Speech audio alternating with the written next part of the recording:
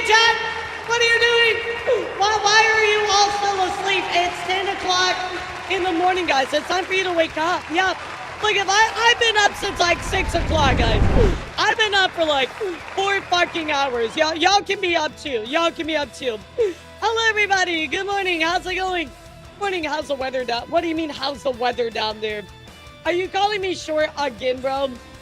Bro, I'll have you know that you're short. No! Ah!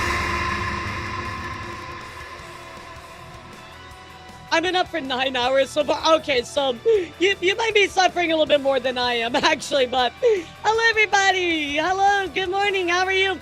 Hope you're doing absolutely incredible. Welcome to another Vtuber review. And guys, today's kind of going to be truly a variety day. We have a lot of sharks, apparently. We have a lot of sharks. We have a lot of... Fuck you. Fuck you, I guess. So, like, now today we have a lot of various topics to discuss. It's kind of a weird one because there's no, like, big, giant, major story, but there's a lot of small kind of things to talk about, right? Like, little tiny things to talk about. So, we're going to talk about all that today, but hello, guys. How are you all doing? She's so short. She plays Night Rain with her booster seat and stuff. Okay, I'll have you know something, Kuro. I can at least see... I see that you see that I fixed that. Damn it. Damn it. You know what? Get T-pose on. I'm at the T-pose on all of you. Watch this. Watch this, chat. Yeah, just watch this. My model's slowly preparing, but just watch this, guys. It's... Why are you drowning me? I promise you... You're about to get it, guys. As soon as my thing finally loads, y'all are done so. Y'all are done so. Is it? Oh, there we go. Yeah, get T-pose on, nerds. Okay, I'm sorry. It took me a second to get it loaded. Hello? What is this? What is this, bro? Let me the fuck out of here. Let me out of here. God damn it, the fucking mirror dimension again. Bro, I can at least see over my computer screen, alright? I'm not even asked, but at least I can see what's going on. The fucking Phantom Zone. Hello, guys. So, good morning. Hope you're doing awesome. Like I said today, guys, we do have a bit of a weird show today. Not any really big, like, headlines. But we have a lot of smaller stories that are very, very important. So, we're going to get into that today, guys. We're also going to try to... If we have time, we'll watch the EDP documentary as well. Maybe into some of them was yesterday, right? Okay, I don't want to talk about it, Fred. Yeah, I don't want to talk about it. We're talking about something completely separate now. Yeah, don't... Fred, we're not talking about that, dude. Everybody ignore Fred, please. Y'all know who this Fred guy is. What are you doing in the Phantom Zone? I don't know, dude. I feel like Superman's adversary, you know? Like, doesn't he get stuck in the... whatever that place is? Oh, well, why'd you blur me, guys? I was going to show you something. All right. Well, never mind. I can't show you my really cool update. It's fine, though. Oh, my God. So, this morning, I woke up, like, super early. And so I was like, you know what? I'm just going to get a bunch of work done. So, I got a bunch of work done. And then I got ready for a stream. But my hand trackers weren't working. I thought I was going to have to, like, cancel or, like, restart without all my, my tracking stuff. I was really disappointed. But... I got it working, so see, barely like literally 5 minutes to warm up. I'm like, oh my God, please work. I was clicking so many buttons, but we got it. So, okay, we're 8 hours, so I don't even need to know what happened. Okay, don't worry about it. Don't worry about it, because tomorrow, guys, is definitely going to be the end of the subathon. I promise you. Okay, that's a lie, because now we have extra subs starting tomorrow. But I'm absolutely fucked. I'm beyond fucked. Hold on. There you go. I'm actually so beyond fucked with that. Good thing there's no boob tracking. Okay, check this out, chat. So Kiki and I, we fixed something, okay? Check this out. Okay, check this out. Boom. They didn't originally have, yeah, they didn't really have, like, the collision, but now they have better collision. Yeah, now they got better collision, so 6, 7. Like, get 3 rounds of bonus subs. At least the Minecraft one is chance of more than 5%. Okay, the walk, I'm gone during the last one, right? Like, I'm gone for all of that. And the one that's, like, coming up, that's only for, like, certain channels, right? So I have the discounted subs. Yeah, discounted subs. I have the bits. And I think that's kind of it. No, there's one other time that I have some other stuff. How much bigger they in real life? Your model stands aren't even touching them and it's still...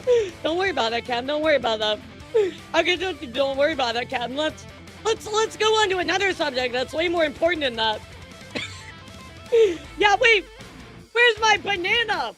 Wait a second. I want my banana. How's my banana? Give me my banana. I'm hungry. I want my banana right now. I want my banana. Where's my banana, chat? I want my banana right now. Where's my banana? I was also surprised the discounts being footed by Twitch. Right, exactly. Stop blowing me up. Really, guys? Are we really doing this?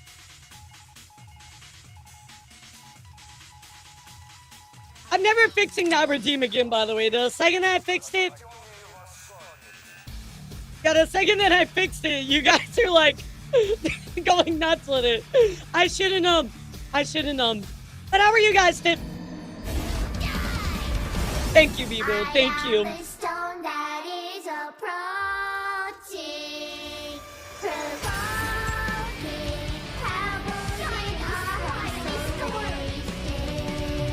And thank God for Bebo sometimes. Holy shit. Wait, what is that? What is this? What?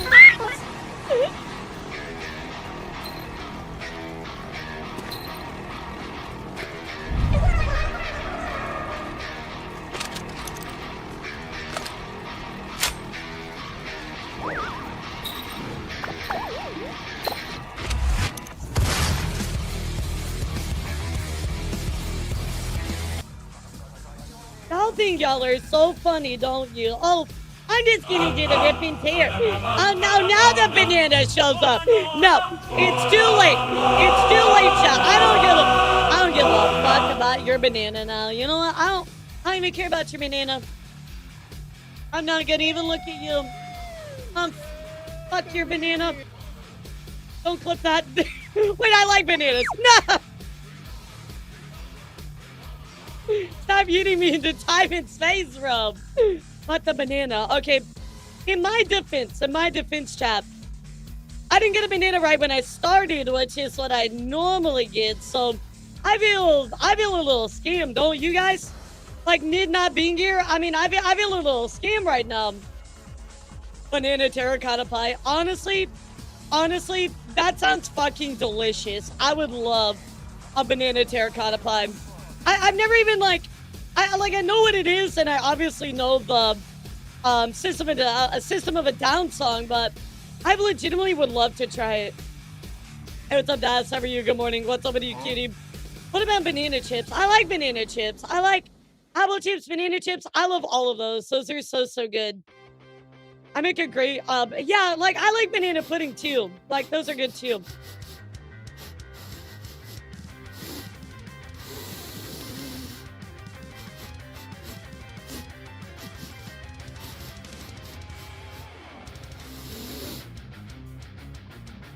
Okay, that's better. I'm like, where the fuck did that? What the fuck? He had a sniffer, bro. He was like sniffing like the side of my boob or something. Like, leave me alone, bro. And it's sad my pumpkin pie mysteriously disappeared. Wait, were you supposed to bring me pumpkin pie? Yeah, wait a second. You promised me pumpkin pie. Where's my pumpkin pie? I feel robbed. Bro. Walk said that he was gonna bring me pumpkin pie, and I never got that pumpkin pie, guys. I feel robbed right now. This is so sad. Can we get 5 gifted subs? Bear's not wrong. Leave the bear alone, bro. I would have shitted, but you broke my legs. I didn't break your legs. What? I didn't break your legs. You broke your own legs. Oh, I get it, because that kid broke your legs. So you're calling me short. The little kid that was like, thank you or whatever. I didn't eat bananas due to allergy, but the allergy was mild. When I was young, so I get used to the yummy taste of bananas. See, I like bananas, but honestly don't eat them enough. And now I'm very used to starting streaming or being banana. And when I don't have a banana, I get sad, guys. I get sad. Not September yet. What does that have to do with anything, though? Wait, it's not September. I mean, I know it's not September. What did I miss? Yeah, did I miss something important? Like, oh my god, I gotta redo my hair. All right, hold on a second. Hold on, I gotta redo my hair.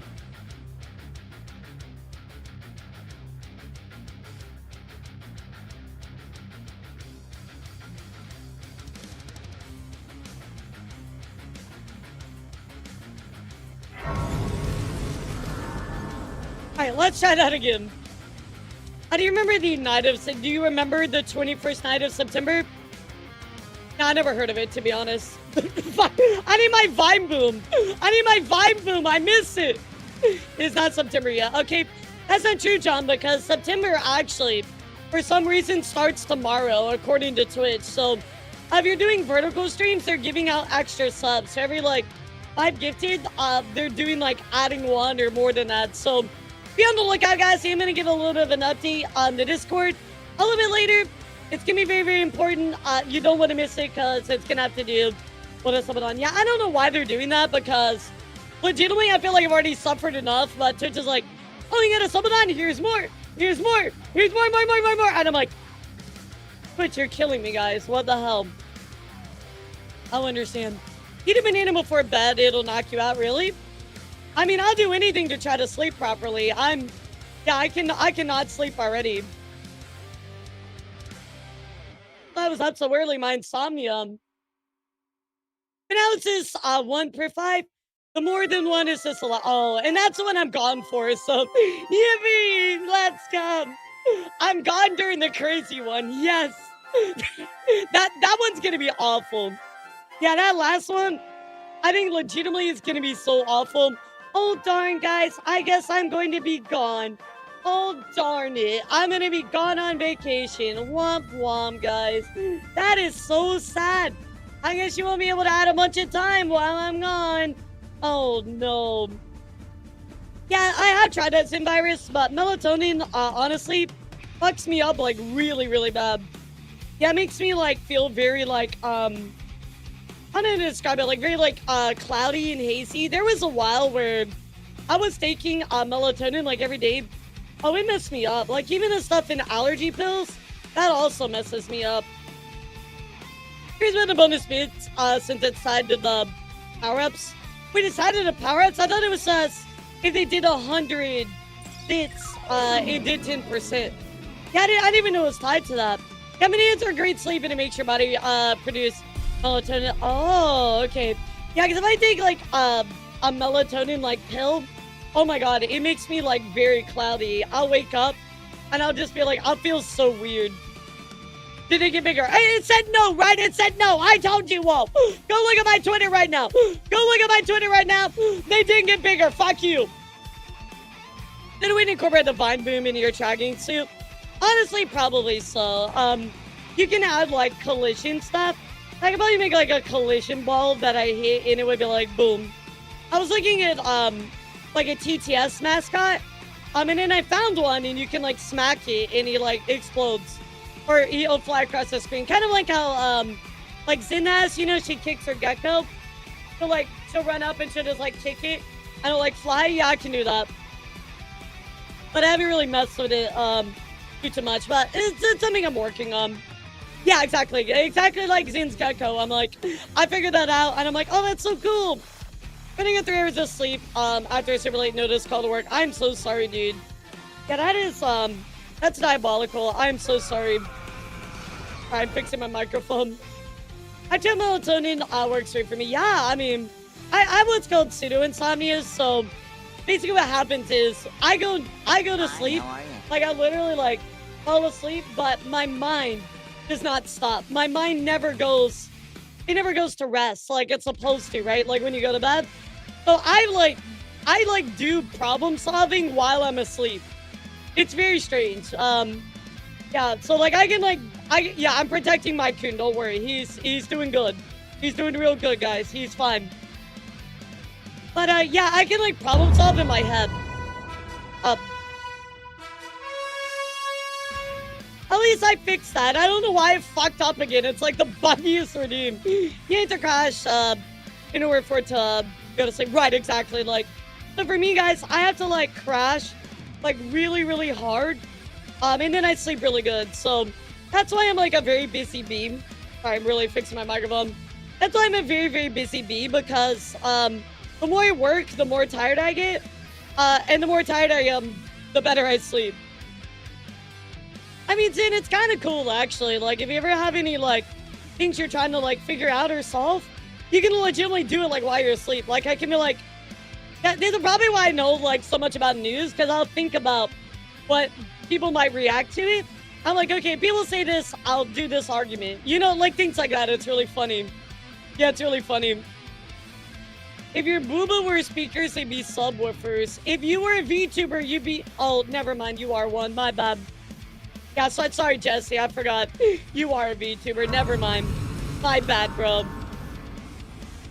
Yeah, the new. It's like closing your eyes, try to sleep, but your brain and thoughts says keep going. The C4's kind of like that, but the best way I can describe it is like, okay, so, like, you know when your mind is racing while you're sleeping, chat? Okay, so hear me out. I'm asleep, and I'm kind of like in this dark void of darkness, right? Except, I'm like, I know I'm asleep, right? Like, I'm like, oh, I'm asleep. But I can still be like, hey, so while I'm asleep, I can also do stuff or think about things. I know I'm asleep, but my mind is just like, yeah, I don't want to turn off. So I'm like, well, you should turn off, right? And it's like, no, I don't want to do that. I'm like, well, while we're sitting here, let's just figure out stuff or contemplate the mysteries of life or also go back to the most embarrassing moments that I had in high school. Like shit like that, right? That's how my brain works. And it just never stops. No, it's not lucid sleep. It's not lucid sleep, Foxfire, because I'm not dreaming.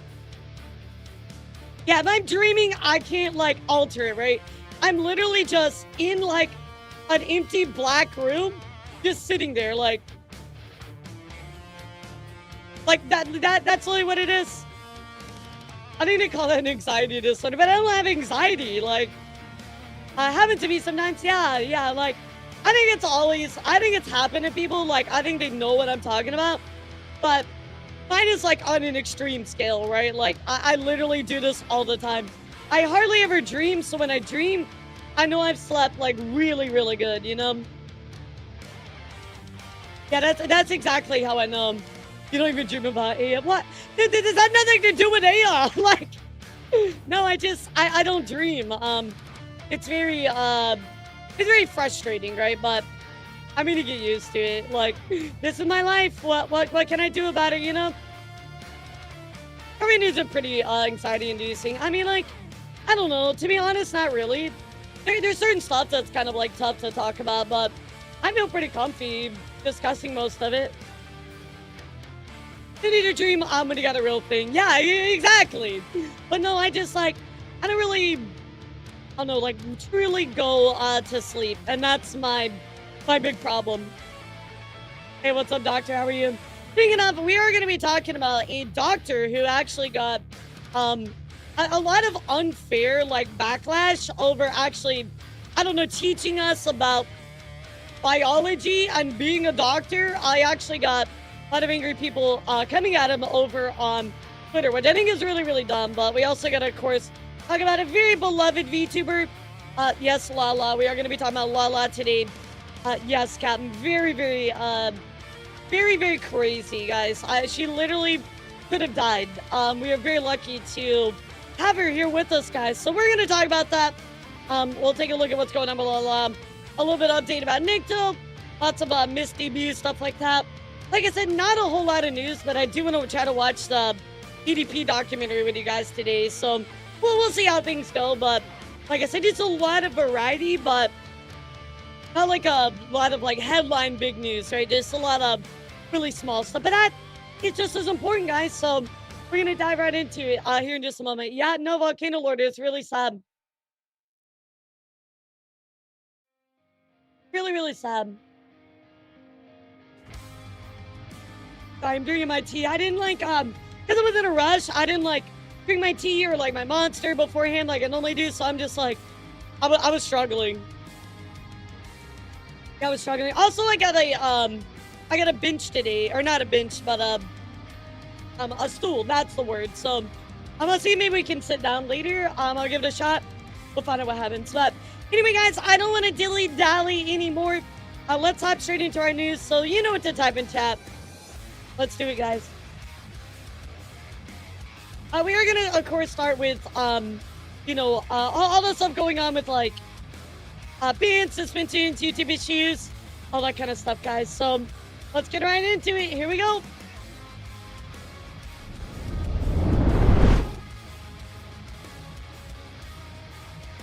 Boobs is definitely not what we normally say when we go over to the news, but hey, more power to you, bro. I mean, do what you gotta do, right? I would say just a minimum being on your feet when you don't intend. Wait, I would say just a minimum being on your feet more when you don't intend to sleep. But like, Watts, I try to like, I'm on a kick right now where I'm back to like exercising every day between like either PT or that, but I don't know, like I just cannot like go to sleep. I have such problems. But anyway, guys, let's go take a look here.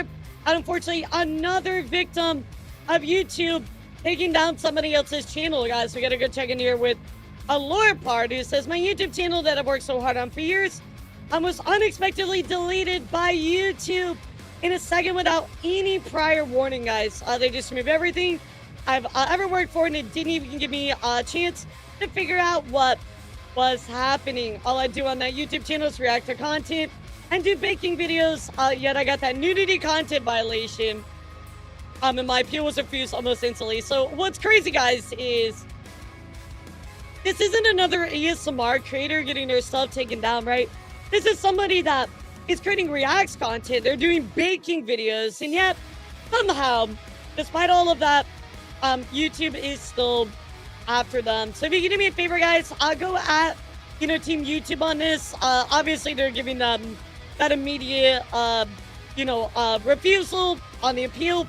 Of course, they're adding Team YouTube looking for help, but again, they're saying they will not put it back on YouTube this time. So of course, they did get a DM, but this is very automated. It's probably not going to help at all. First, Chunky says, "Fudge, I'm so sorry, Laura."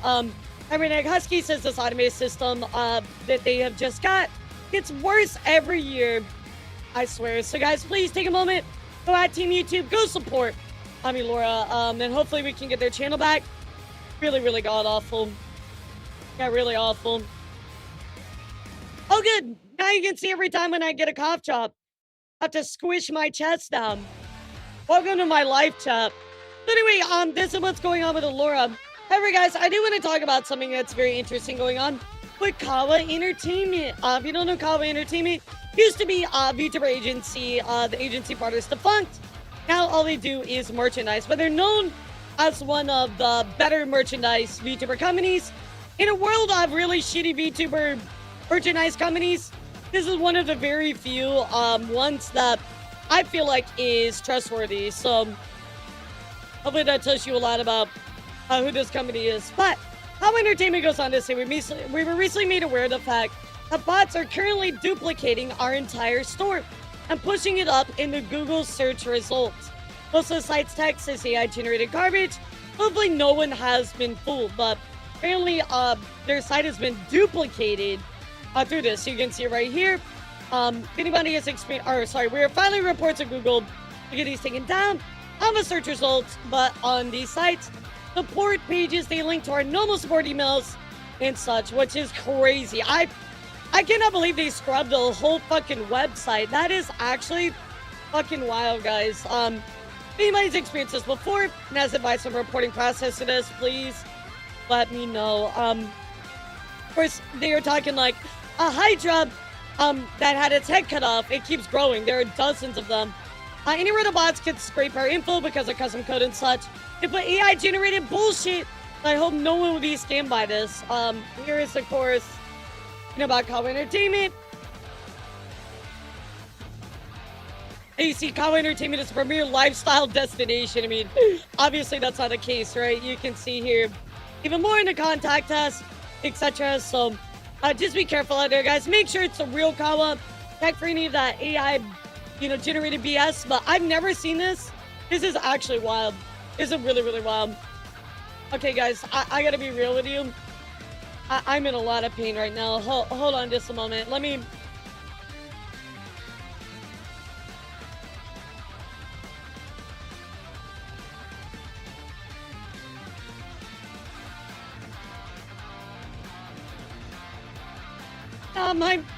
my body is failing me. Yeah, my body is failing me like it has been for a long time. Okay, hold on.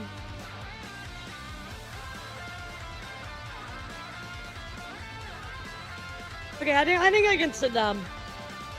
Okay, I think this will work. Yeah, one sec.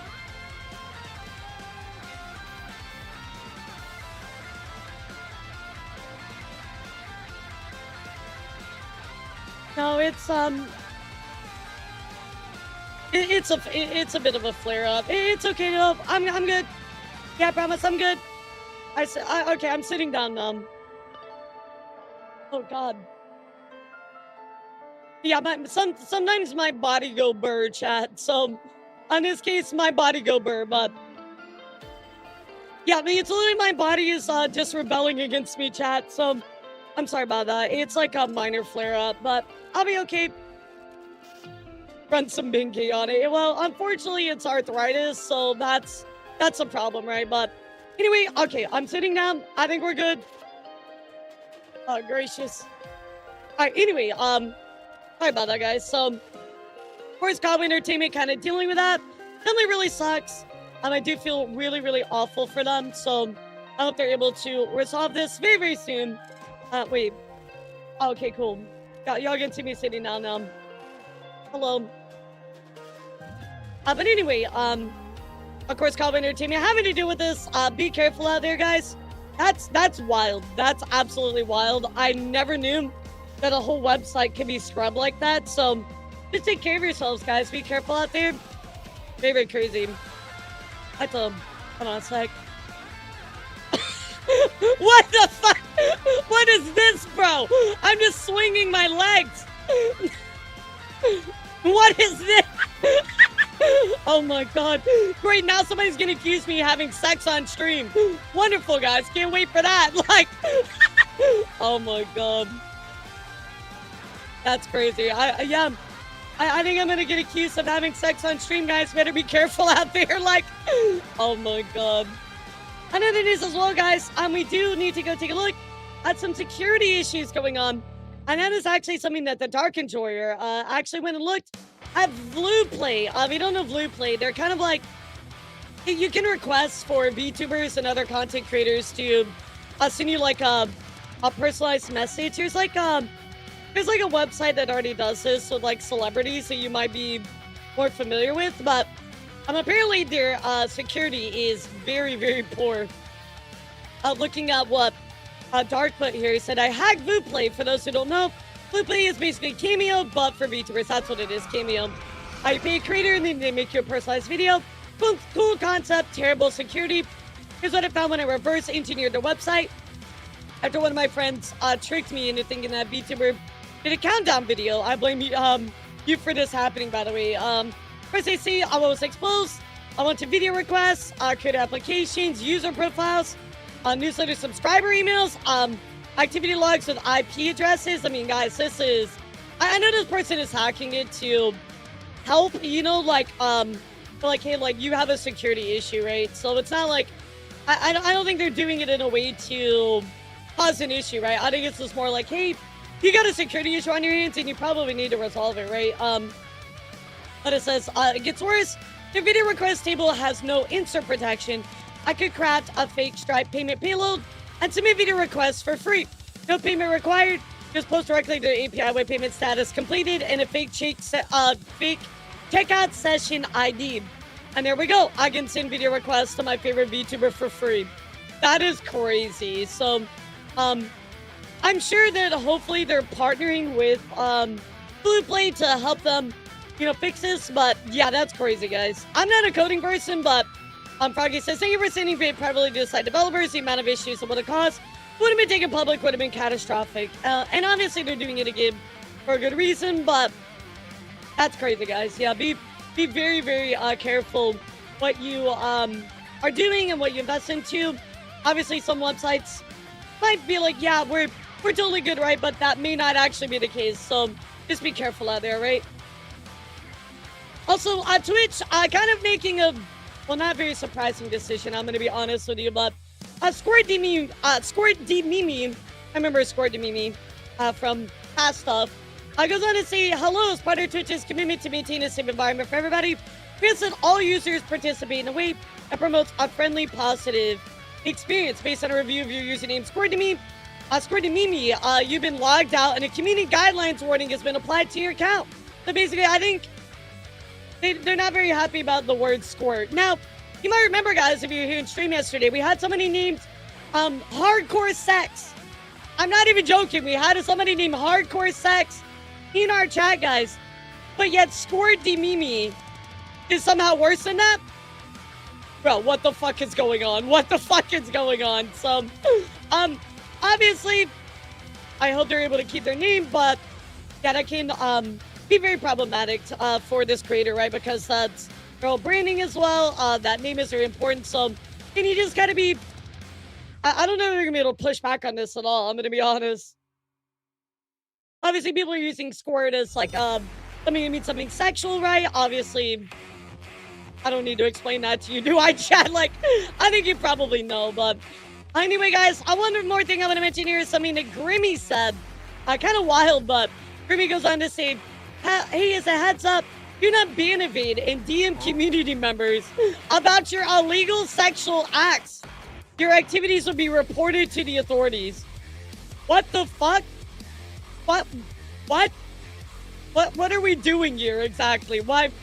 What? I'm very concerned, chat. What the fuck are we doing out here? Yeah, very wild. So again, I can't believe I have to tell you this, guys, but if you do something illegal, people will report you for that, and DMing them makes no fucking sense, so don't be an idiot. We may unfortunately need to verify a few people to avoid this happening in the future. Apology if you are randomly banned, so be careful out there, guys. Yeah, I wonder if I could just, I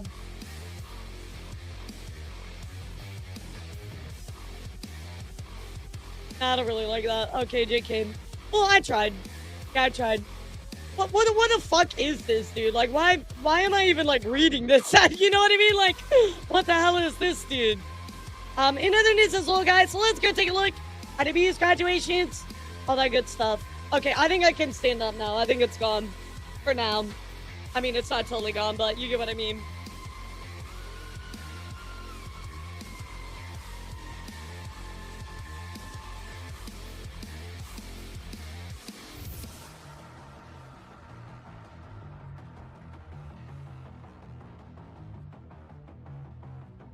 Yeah, guys, if I can give you any advice, don't have arthritis. Yep. That my daily advice to you today, guys. Don't have arthritis, cause kind of sucks. Yeah, kind of sucks. Twitter, just another day on that hellhole. Well, apparently, I'm gonna guess this happened in like Discord, cause judging by what Grimmy said here, she said like oh, let me look here. She said, I may unfortunately verify a few people to avoid this happening in the future. I would imagine that's more Discord. So how do I get in avoid it? I mean, like, you can't really avoid it. It happens, you know? You can't really do anything about it.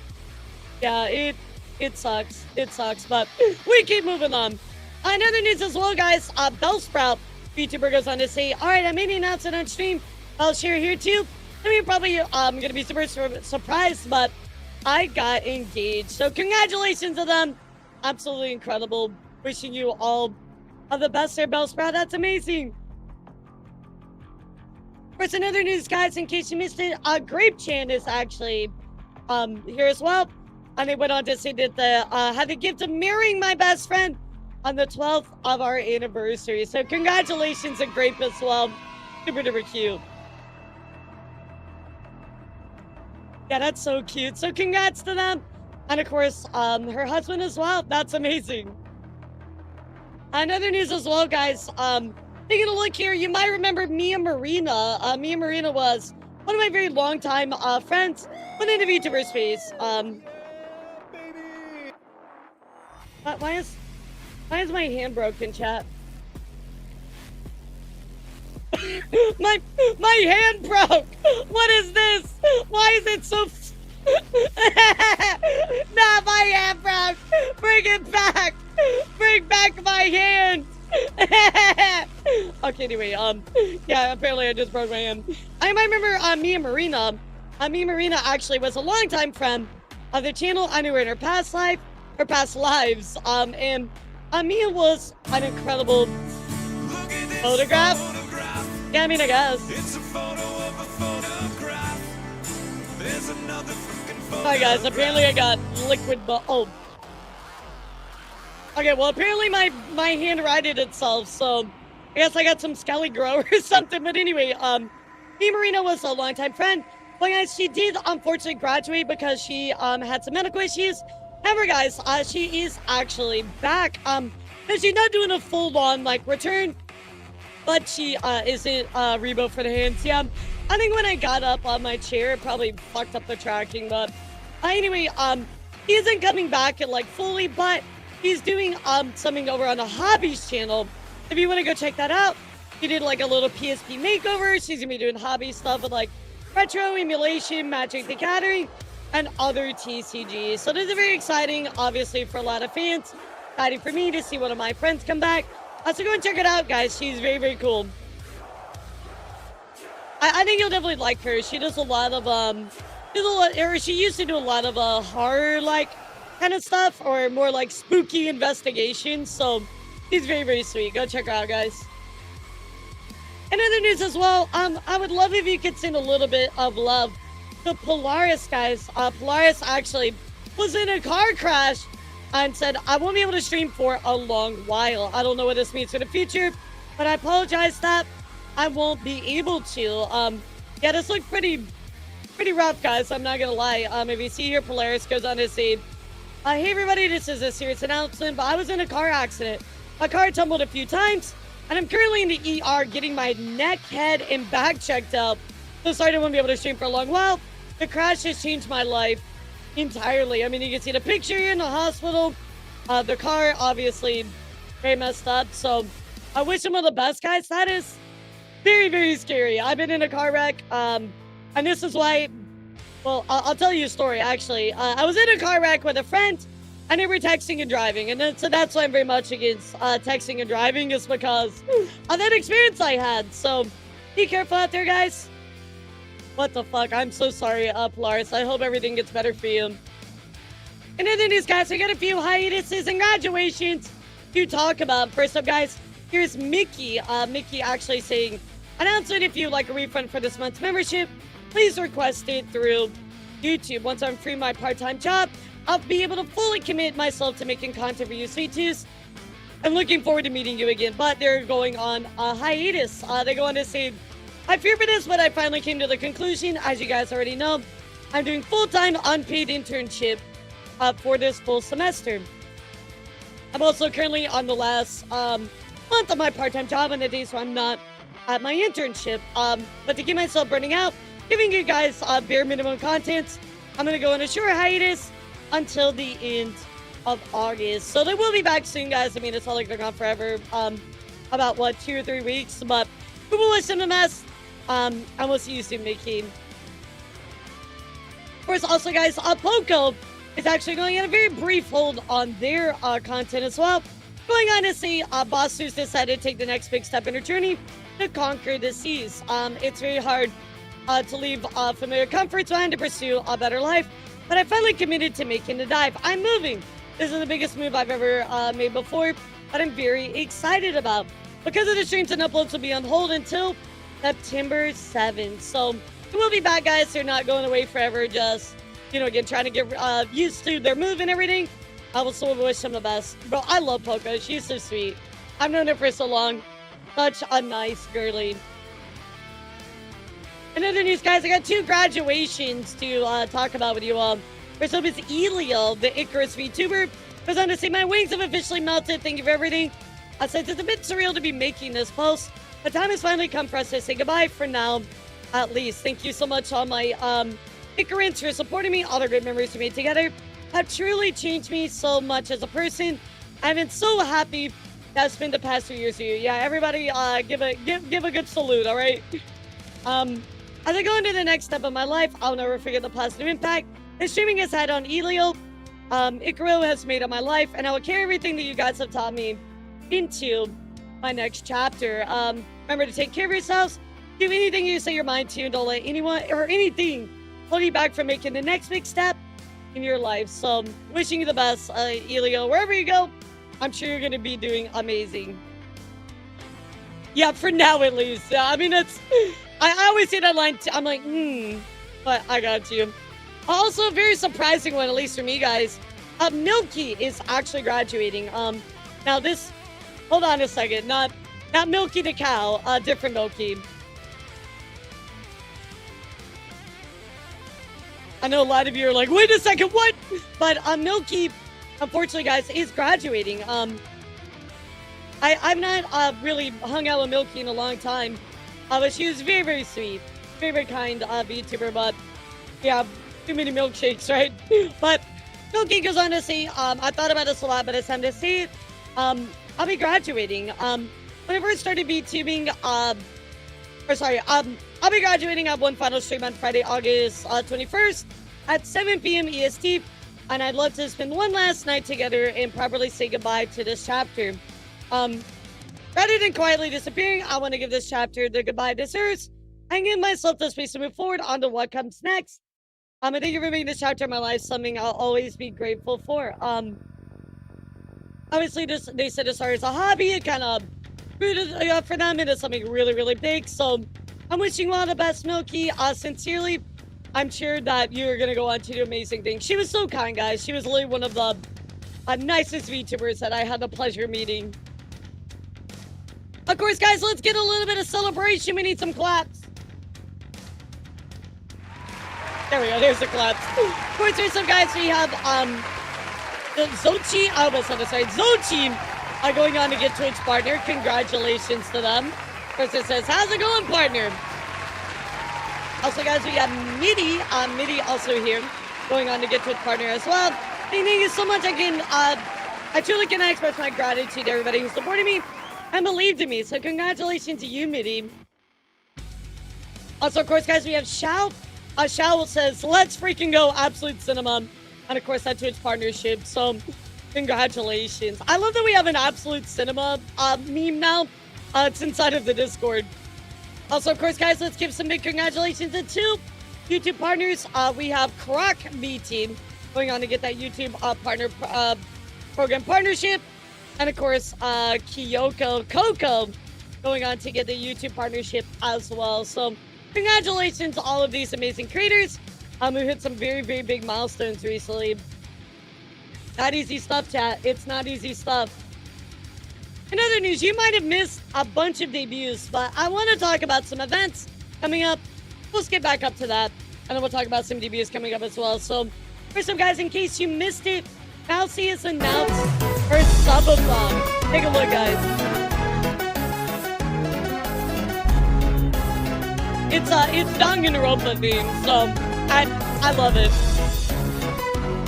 Somewhere in the distance, Stuffy's like, Danganronpa, what? Yeah, it's very cute.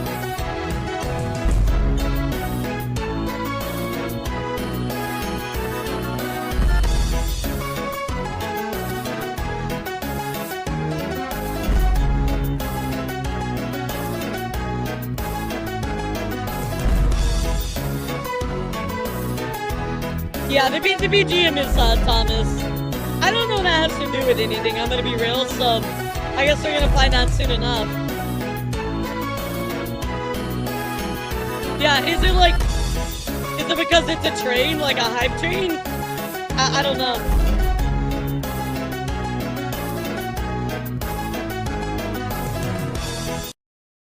Anyway, chat, that is what's going on with Mousy. And there's something on coming up September 1st. I do want to let you all know I will be starting some stuff starting tomorrow, as Twitch has given us a very special opportunity. So, be on the lookout on the Discord for more announcements. I have a bunch of subathon stuff coming up for myself as well. Also, guys, I do want to talk about some things going on at the Iron Mart. That is right, the Iron Mart event coming up here as well. Iron Mouse says, I'm wondering how we'll see Haka of all the stars English it here for Iron Mart. Well, coming up at Anime New York City, you will catch, of course, Haka and a bunch of the other talents there on August 20th. So go take a look here at the Iron Mart stuff that's going on. There's quite a lot, actually. Yeah, there's quite a lot of really, really cool stuff. So go check it out, guys. Yeah, looks great. Oh, you're going to Anime New York City? Nice. That'll be sick. I hope you have a great time, by the way. Yeah, let me know how it is. Yeah, I'm very excited to see all of the meet and greets this year. Of course, also, guys, I'm not going to show all of them, but I'll show you a few. Cosplay Mania actually has, of course, Gerard T. Rexford going to be appearing there. This one is coming out October 2nd through the 4th. Of course, at the Sinks Convention Center. This is not the only person, of course. There's a lot more, but I'm just going to show you a few. That way you get an idea of what it is. Of course, also we have Octavio as well. I think all of the former, not former, but Hollow Stars boys are going to be there. So go check that out. Yeah, lots of Hollow Stars are going to be part of that. Also, guys, V Expo is coming up very soon. Type 1 in the chat if you're going to V Expo here pretty soon. Well, guys, over at V Expo, Shiori actually going to be appearing there at this awesome event. Pretty much, there's so many people, guys. I really encourage you to go take a look at the guest list because now we have people like Crony there as well. Literally, so many VTubers from all over. Huge agencies, small indies, they're all going to be there. And you have Gigi here as well. Yeah, the list literally goes on and on, guys. Yeah, the FOMO's real. Also, Moon is going to be there, which is awesome. I mean, really one of the top musical performers inside of Hololive as well. This is cooking, guys. I'm so excited to see what's going to go down at V Expo. But also, guys, we got a few other things coming up with V Expo because V Expo actually announced their concert. There's something V Extra in the air. And of course, they're presenting this year's premium concert, the VX Factor. This is coming up at 9 p.m. on Saturday the 19th. And you can see the lineup here is absolutely stacked. I mean, holy fucking shit, guys. So look at this lineup. That is insane. So this is going to be a wonderful, wonderful concert. If you're going to the Expo, please let me know. I would love to get pictures from you. Yeah, absolutely incredible stuff. So get excited for that, guys. That is coming up very soon. Of course, I'll get you a recap on the Expo when we get over to that point. Also, as well, guys, we do have a newly announced maid cafe for the Expo as well. Some people you might recognize. Of course, you have the Moe and V Expo announcement. And here it is, just 1 month into the Expo. They're pleased to welcome our masters home to our new collaboration cafe. So here it is, the Dear Demo Daisuke Maids of England lineup here. I'm sure you can recognize some of these silhouettes. Very exciting, guys. So again, let me know if you're going to the Expo. That's going to be sick. And then finally, guys, Mia, the Retro VTuber, is doing a very special event coming up on August 29th. Join myself and over 30 VTubers as we celebrate retro game music with 17 songs from your favorite oldies but goodies. Take a listen. Yeah, this looks cool. You guys know I love my video game music, so this is sick.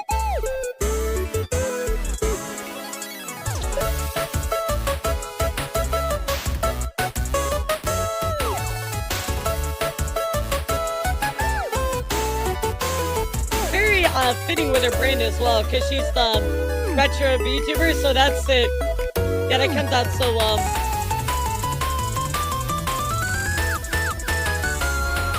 Cute.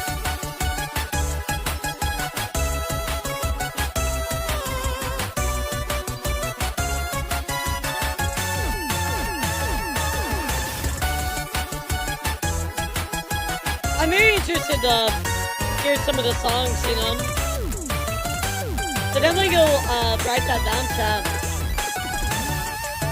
I try to be there as well because I really do want to hear what songs they do with this. Pam is there all the time. Pam is in every single concert ever, bro. I swear to you, it's actually nuts. I'm like, Pam, how the fuck are you everywhere all the time, girl? Like, she's always cooking. I'm so impressed by her. So guys, let's talk about some missed debuts, and my goodness gracious, there was a lot. So first up, guys, taking in here with Iron Mouse. In case you missed it, she said, "Thank you so much for the Pixel Expo, for all the love. I hope you enjoyed the concert. We put so much love into it, and this looks so good, guys. Love the look of this. The quality of Iron Mouse's concerts have seemed very top notch, but my favorite part about this concert was the surprise model that happened, guys. The Ironworm is here, guys. Take a look. I can't believe we got the Ironworm in 3D, bro.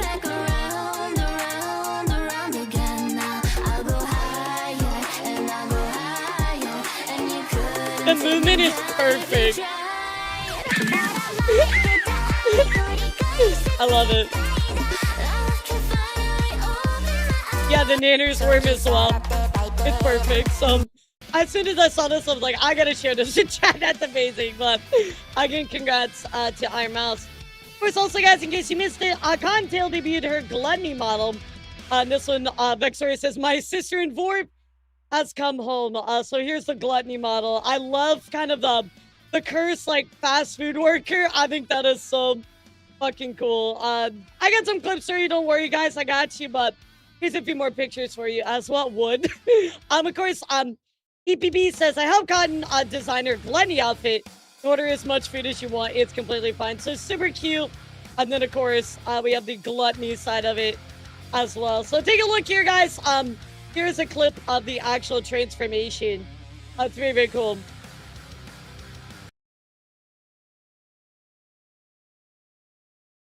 Maybe slow down on those. Wow. Is this seriously still not enough for you? I love this transition. Are you serious? This is so cool. Still not enough. Yeah, this is awesome. Wow. I'm not sure. That's pretty gluttonous to me. That's so good. Is it seriously not enough for you? I love that. I love what she's doing with the voice acting, like the tongue as well. That's so cool. You still hungry? Are you still hungry, Tat? Like, that's so cool. No? Amazing models. So certainly go check it out. As you know, guys, Cotton is always cooking, right? Sweet zombie Jesus. I think it's so cool. I love creepy stuff like that. And then it is as well, guys. Aki Rosenthal actually just debuted their brand new model as well. Take a look here. Again, this is one of the first gen HoloLive talents. A very cute model.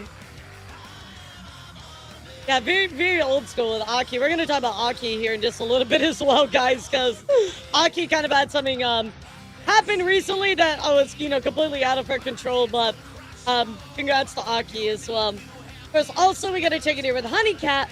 Honeycat also debuted their brand new model as well. Honey says, "Thank you for coming to my 3.0 debut. Vtuber for nearly 5 years, guys. Exactly the first time I commissioned a model.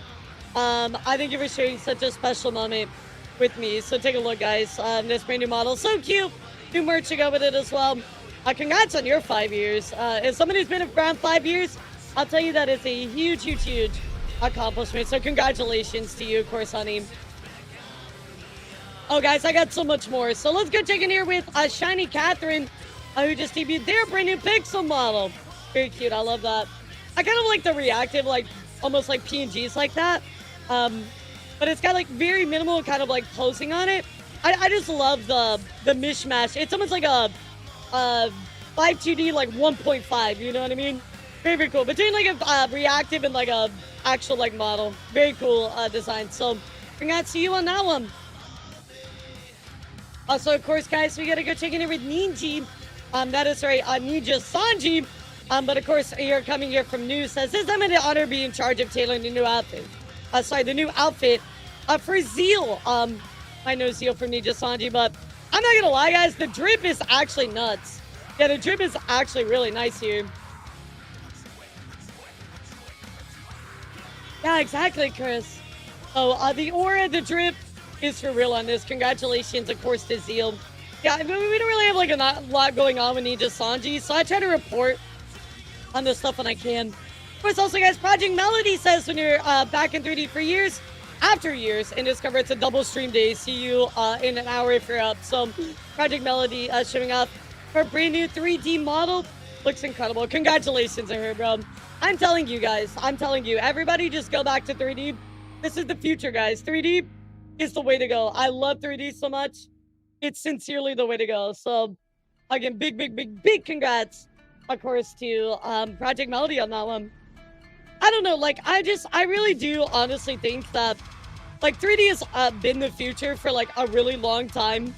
And just, like, now people are starting to, like, get into it, I guess, you know?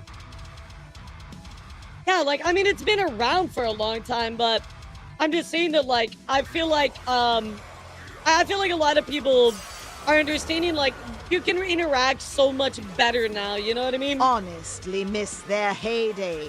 So many good Melody, talents there that can't break through I don't know, anymore. like, I feel like Melody's doing great now. Like, I think she just needed a little time, like, now that she's away from Shoujo, I feel like she's able to, like, shine a lot more. I think they really put a stifle on her creativity, you know?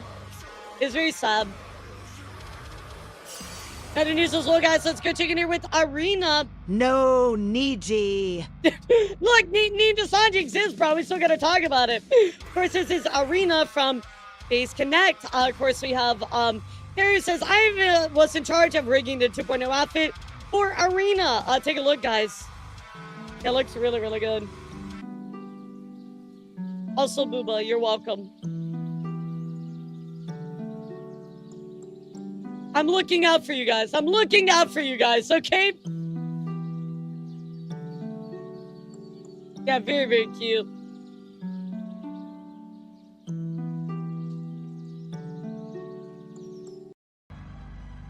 In my opinion, I'm scared to do 3D because whenever it comes to Vtuber, I want everyone to see every little thing I do. I mean, I think you get used to it, right? Like, I don't know. I feel like I can be transparent with y'all, and I think you guys like that. But yeah, I get you. It's a very awesome model. Congratulations to Arena on that one. Also, let's go take a look at Terra. Terra 2.0. I know her from Before Mirai. This is Terra 404.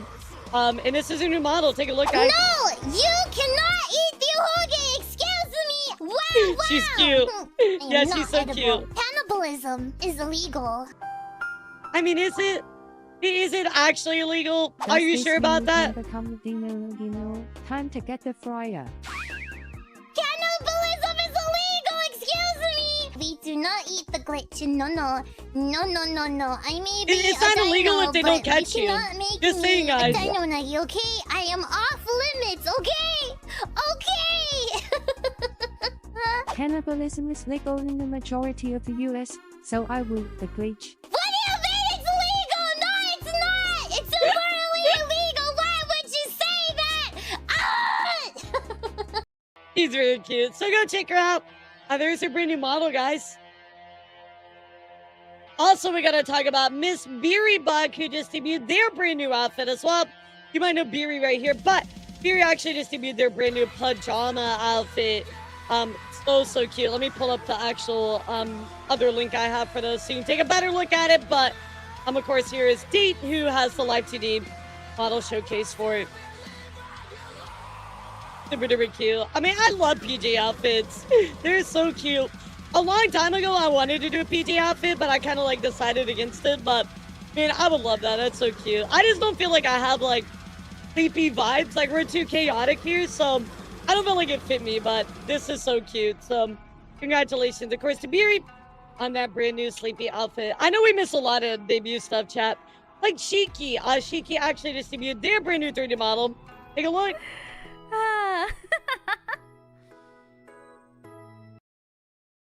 This is a cute one. Yeah, so they're definitely using Watado because they have like the poses and stuff. But man, the model details look incredible. I wonder if I Yeah, can looks get the so sleeves good. look even better if I reset the cloth. Oh, I can. No. Bad. Dirty. Yeah, very cute. So congratulations to Shiki as part of the Requiem group. She just debuted that new model. Another news as well, guys. Kiara, aka Kiwawa, I just actually had a little bit of an update on her brand new model as well. I know this post doesn't really say that. She's like, parasocially missing already because no more public streams for the rest of the week. But she did have a update to her model, which I thought was really, really awesome. So, you know, kind of some like updated toggles, tracking, etc. So I thought this showed up. Congratulations to Kiara. And finally, guys, one more missed debut that I missed completely was Nyanya. Nyanya Banyanya. She just debuted her brand new model. She actually just came back. As you guys know, she had a past life in FaZe. Not really a surprise or a secret to anybody here, but she's back with her brand new model. She also joined a VTuber group as well. So this VTuber group is known as Wings of Grace. So part of this VTuber group, a group of girls united by our love of God and our desire to honor Him through everything we do. Through conversation about faith, singing, and collaboration, we hope to share His word and spread His love, kindness, and grace to others. So this looks to be with Jelly, Starup, and of course the Miki Komori. So this is a brand new group. So congratulations, Herb. Seems pretty cool. In other news, yeah, I thought that was interesting too, Darth. But hey, I mean, if that's what makes you happy, do it, right? Another news as well, guys. I do want to talk about some DBs coming up that you all should write down right now on your calendars. First up, guys, is Fruit. This is soft-free brand coming to your PC monitors in 2026, guys. So, again, no more details other than that, but I mean, Fruit's been around for a while, so maybe she kind of wants to, you know, move in a different direction. I mean, she's been not a succubus, Twitch for a very long time, so I kind of see why she might want to, you know, update things a little bit, but we'll be looking forward to that one, chat. Yeah, sorry, I had to remember what she was. Again, it took me a second. Also, of course, guys, we have Makari. Makari going on to talk about their debut announcement. Coming up on the 1st of September, new comic, new model, new streams, new projects. There's a lot going on, guys. Take a look at this trailer. It looks good. Yeah, this looks intense as fuck. Yo, what's up, Alex? How are you? Yeah, W for Makari. We love Makari around here.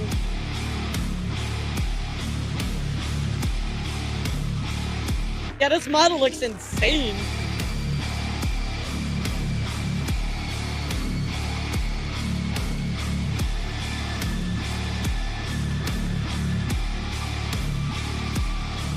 Yeah, I think we're getting like an alien type of something. But anyway, I'm just gonna go message Makari and be like, show me your model. Like, Billy Makari, let me see your model right now. And she'll be like, okay. But anyway, there's Makari's brand new model, guys. Coming up soon, September 1st. Write it down. Of course, also, guys, we're going to talk about Kirana. You know, the coronavirus. She has her 3D debut coming up August 22nd. Take a look, guys. Very exciting for her. Kirana's so sweet. Yeah, she's a sweetheart.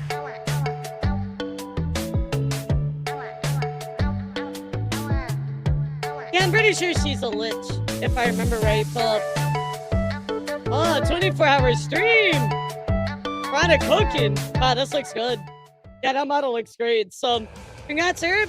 I get excited, guys. August 22nd. And then finally, one more thing I want to mention to you before we move on is Tori, guys. That is right. Tori, I'm sure you know Tori, right? Tori says, I have a new outfit debut coming up October 17th. Quite a while's away, but you can write it down early. So just to clarify, it's a perfectly normal outfit that just so happens that my feet out. That isn't a foot model. So feet enjoyers, rejoice. This is the model for you. Coming out on, again, October 17th. So write it down. I'm very sure to be very normal, guys. Very normal model. Very cool. All right, guys. So let's get down to a little bit of Purple VTuber news. So let's get into indie. I have a few small stories, and I think we'll dive into the EDP documentary. How's that sound? So first up, guys, looks like we might have a new VTuber agency on the horizon, guys. Flying in Mamacita. You might know Mamacita. She's been on Tea Time before. She says September 2026 Sinners. Well, what does this mean, right? Well, Momo goes on to add to this, saying VTuber agency coming soon. So seems like she's going to be heading it or part of it or something like that. But I will let you know all the details as soon as I hear it, guys. Very exciting. Very, very exciting. Another news as well, guys. We're gonna go check in here with Ninja Sanji really quickly. I'm kind of just like, we got some good news, then we got some really bad news, guys. So first up, of course, is Sasaki hitting 1 million subscribers. That is a absolutely insane number. So whether you like Ninja Sanji or not, you gotta give it up to Sasaki, who just hit that million subscriber mark. So congratulations to them. Insane. Yeah, 1 million, guys. 1 million. Let me delete some tabs before we continue. Oh my hair keeps getting in my face. Scarlet, you know, I haven't really heard much from Scarlet. She just kind of doing her thing, you know. That's why I like Scarlet. She just coasting. She just like having fun, like doing her thing, you know. So anyway, guys, we do have to talk about something kind of sad though. Unfortunately, guys, Vox is going on hiatus, guys. Vox goes on to say, after fighting a rare cancer for 7 years, my mom died peacefully on Monday night. So if you didn't know that about Vox's mom, very, very sad. Surrounded by her family, she was incredibly passionate, fiercely caring woman, and all the joy I found in this life would have been possible without her endless encouragement and selflessness. Even through her toughest battles, I'll be taking a hiatus to be with family until further notice. Please respect our privacy this time. Thank you. So, yeah, absolutely awful, guys. I think we can all say fuck cancer. Like, that's one thing that brings everybody together, right? Fuck cancer. So, I'm really hoping the best for, you know, Vox and his family. This is really, really sad. Yeah, but whether you like Vox or not, right? I mean, I know some people really don't like Vox, but I think at the end of the day, guys, we have to say, look, something really awful has happened here, and nobody deserves to have to go through this. Losing your mom is something most people can relate to, and it's really awful. So I'm wishing him and his family all the best here. So, yeah, very, very sad. Very, very sad. Another news, guys. Let's go skip down here to a little bit of Hollow Live news, and I'm going to kick you off with a Hollow Gra, guys. Here you go. This Hollow Gra is named Office Spaces. So take a look, guys. Here's the latest one. I'm sure nothing bad is going to happen, right, guys? Yeah, she was a trooper. Legitimately 7 years. Wow.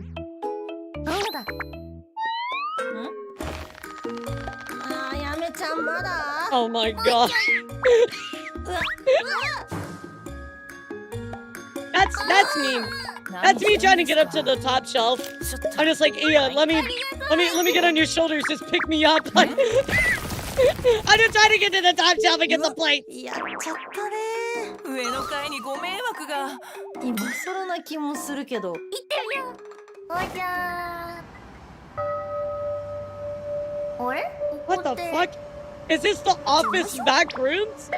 同じですね I'm so confused right now. 何から何まで一緒だぞ そんなことある Yeah, it is like very Gmod S7. I can kind of see that. ここも事務所か It literally is the office back rooms. 次行ってみようお I'm afraid, Chad. I'm afraid. It keeps getting worse. おかしいビルの大きさからしてこんなに部屋があるはずない Oh god. なんか懐かしい匂いするぞ待ってあやめちゃん Does it turn into a horror film? あれトア様あやめちゃんが What the fuck is this HoloLive creepy pasta bullshit? I'm so scared. I don't like this.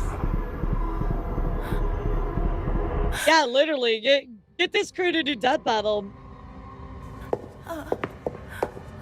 Well, the death battle stuff has a lot of like movement, right? Oh my god, what the fuck? I did not expect this. Yeah, I did not expect this.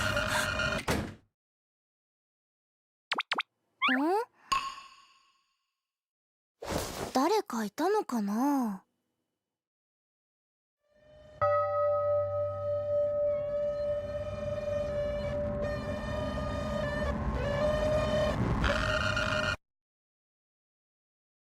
What the fuck, dude?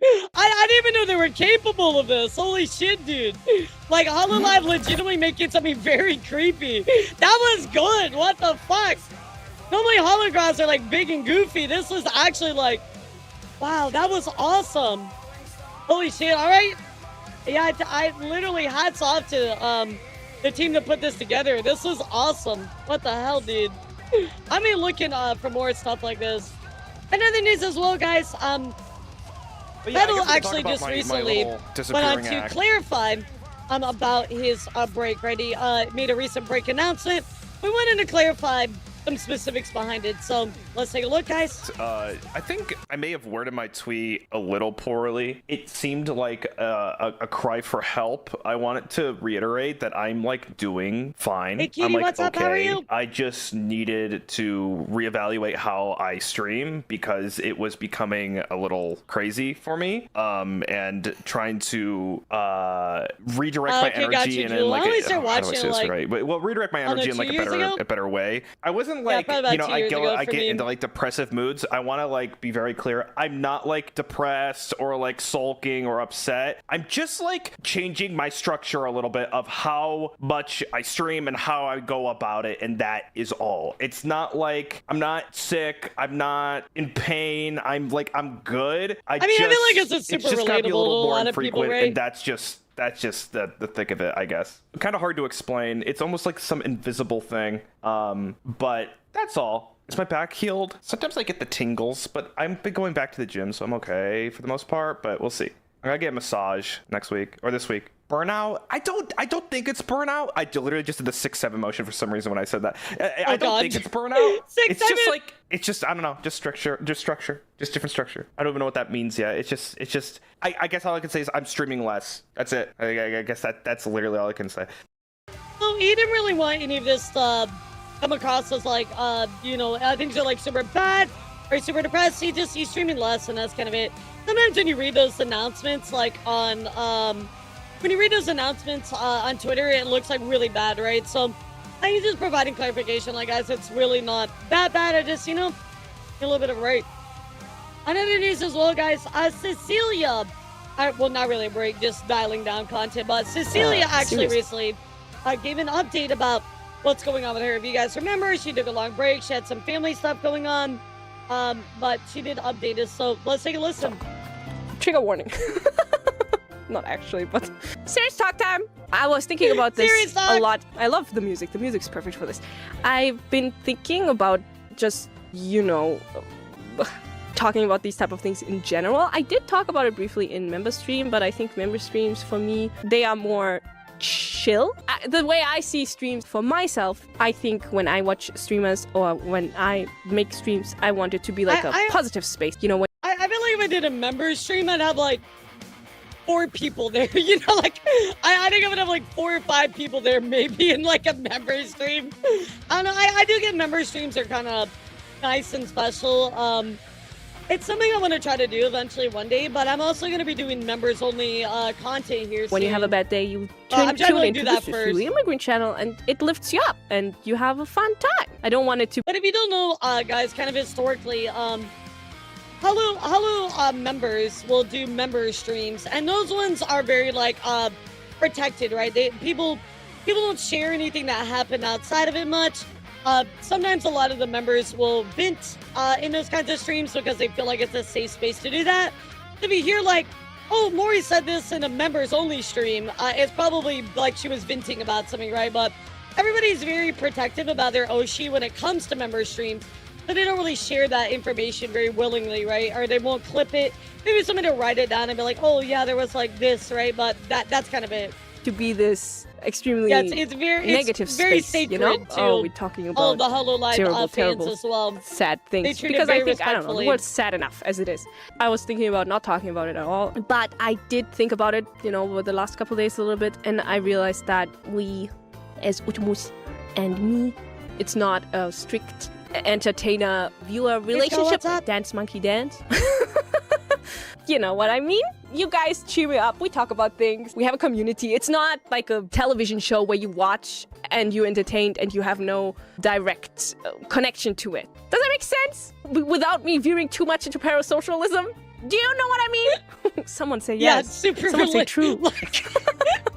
Very relatable. Not all let me tell you. parasocialism is bad, in my opinion. That's not something we are here to talk about today. Yeah, so I was originally going to be taking a semi-break because there was a lot of traveling for me. My brother's wedding was coming up and also one other thing. And then I had a work trip and I was moving. So there was a lot of stuff happening at once. Might as well just like do a gorilla month. Yeah, she was going to take and I think been more time off. in the middle of moving kind of out of nowhere. Well, it was a very short decision because family reasons, mostly my parents. I've moved very close to them because they needed, like, they're getting pretty old and my dad has deteriorating health for some times. Yeah, everything came makes on top of each sense. other, so I decided, okay, let's do like a chill month, which would have been fine. Serious talk, disclaimer, my grandma fell. She's fine, but she It's wasn't scary, able to right? So you gotta go do home really anything. She quickly. needed You help. gotta So my family gotta was take care of your like family. a little bit. There was some get issues, and then kind of back to back, another family member where I can't really talk about this one too much because it goes into like dog stuff. Passed away, and that sucks. yeah, that was obviously quite hard for everyone. And Yeah, she just had like my back grandpa to back. also, his bad health has things happen to deteriorated. her, you know? We're trying to go Yeah, that sucks. visit him now very soon. It was Poor that Cecilia. month, That and then sucks. there's been, I couldn't do the work trip. Then there was the wedding, which was nice. Wholesome, very positive. And now things are okay. But yeah, so basically it was just a lot of things all at once. But right now I don't really know when I can have like a normal schedule and normal everything again. But that's what's been going on my side. I'm okay. I have walls around me. I think your family always comes first, right, Chad? So in a situation like this, it's just a lot of stressful stuff, back to back to back to back. Obviously, she was gonna take time off anyway to move, but now that she had all that stuff happen as well, so she's kind of doing more guerrilla streams. But sounds like she's okay, but unfortunately, some things are going on with her family, and then the family as well. So just keep her in your hearts, guys. She's dealing with a lot, but obviously, Cecilia is a gem. We love her so much. Other news as well, guys. Iris actually going to be presenting. Very interesting here. We have the American Manga Awards. Well, Iris is actually going to be presenting for it. Very, very cool. She's American Manga Awards 2026 presenter. So I didn't know that Iris was like, super big into reading manga, but it is true, and I guess she's going to be presenting some kind of thing. So let's go. Yo, Intig, let's go, bro! Let's go! Congratulations! Congratulations, bro! I'm trying to match what the fuck the skeleton is doing. I don't even fucking know. Thank you so much. My mods are gonna get you that VIP badge. Thank you so much, Inti. Let's get some love for Inti, guys. That's crazy. Thank you so much, Steve. Thank you. Wow, 200,000 points. I'm gonna have to start upping the price. Every time we get a VIP, it's gonna go higher and higher. But thank you so much, dude. I really do appreciate you. In other news as well, guys, Coroni actually recently was part of an interview. However, guys, this is a very Coroni coded interview, let me tell you, because that is right, Coroni was actually sponsored to make a video on Human Centipede. I'm not even like surprised by this, but also what's even crazier is she also did an interview with Kitamura. And apparently his little brother is a huge fan of Corone. So, yes, an average day in HoloLive, let me tell you guys, let me tell you. But even crazier than this, and I know this might be hard to top, but hear me out, guys. Anybody familiar with Bill Maher? Well, I gotta tell you guys, I've never heard of Bill Maher in my life. I've never seen this guy until the other day, right? But Bill Maher was having a bit of a, I guess he's some kind of like political guy, right? Anyway, he was talking about some things going on in our country, and he was talking about, made a comparison of how Americans moving to Japan is like not liking tentacle porn. Let me say that again, guys. he made a comparison talking about how it's like Americans moving to Japan and not liking tentacle porn. Well, yeah, I know that sounds pretty strange, right? But well, guys, Aki actually ended up appearing on this thing here because they pulled a random picture of tentacle prawn. Well, obviously I'll show it to you. It's not full on prawn, right? But yeah, that is right.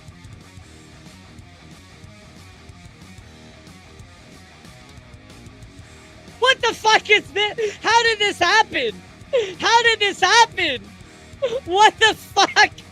Did they just pull this random picture to, I guess, make this comparison? Aki from Hololive is right here. Like, what the actual fuck is going on, guys? So, I just had to share this with you. I had to share this with you because there's some weird shit always going on with Hololive, but what the fuck? Well, I mean, technically there's nothing explicit, but what the fuck is that? Like, yeah, Bill Maher. Like, I don't even know who this guy is, right? Like, never really heard of him, etc. But apparently he talks about politics, things like that. But yes, it is literally an H manga cover, guys. What the fuck? Mar? Oh, wait. I thought I said Mar. I thought it was Bill Maher. Oh, Bill. Okay. I'll pronounce Mar. Got you. Okay, got you.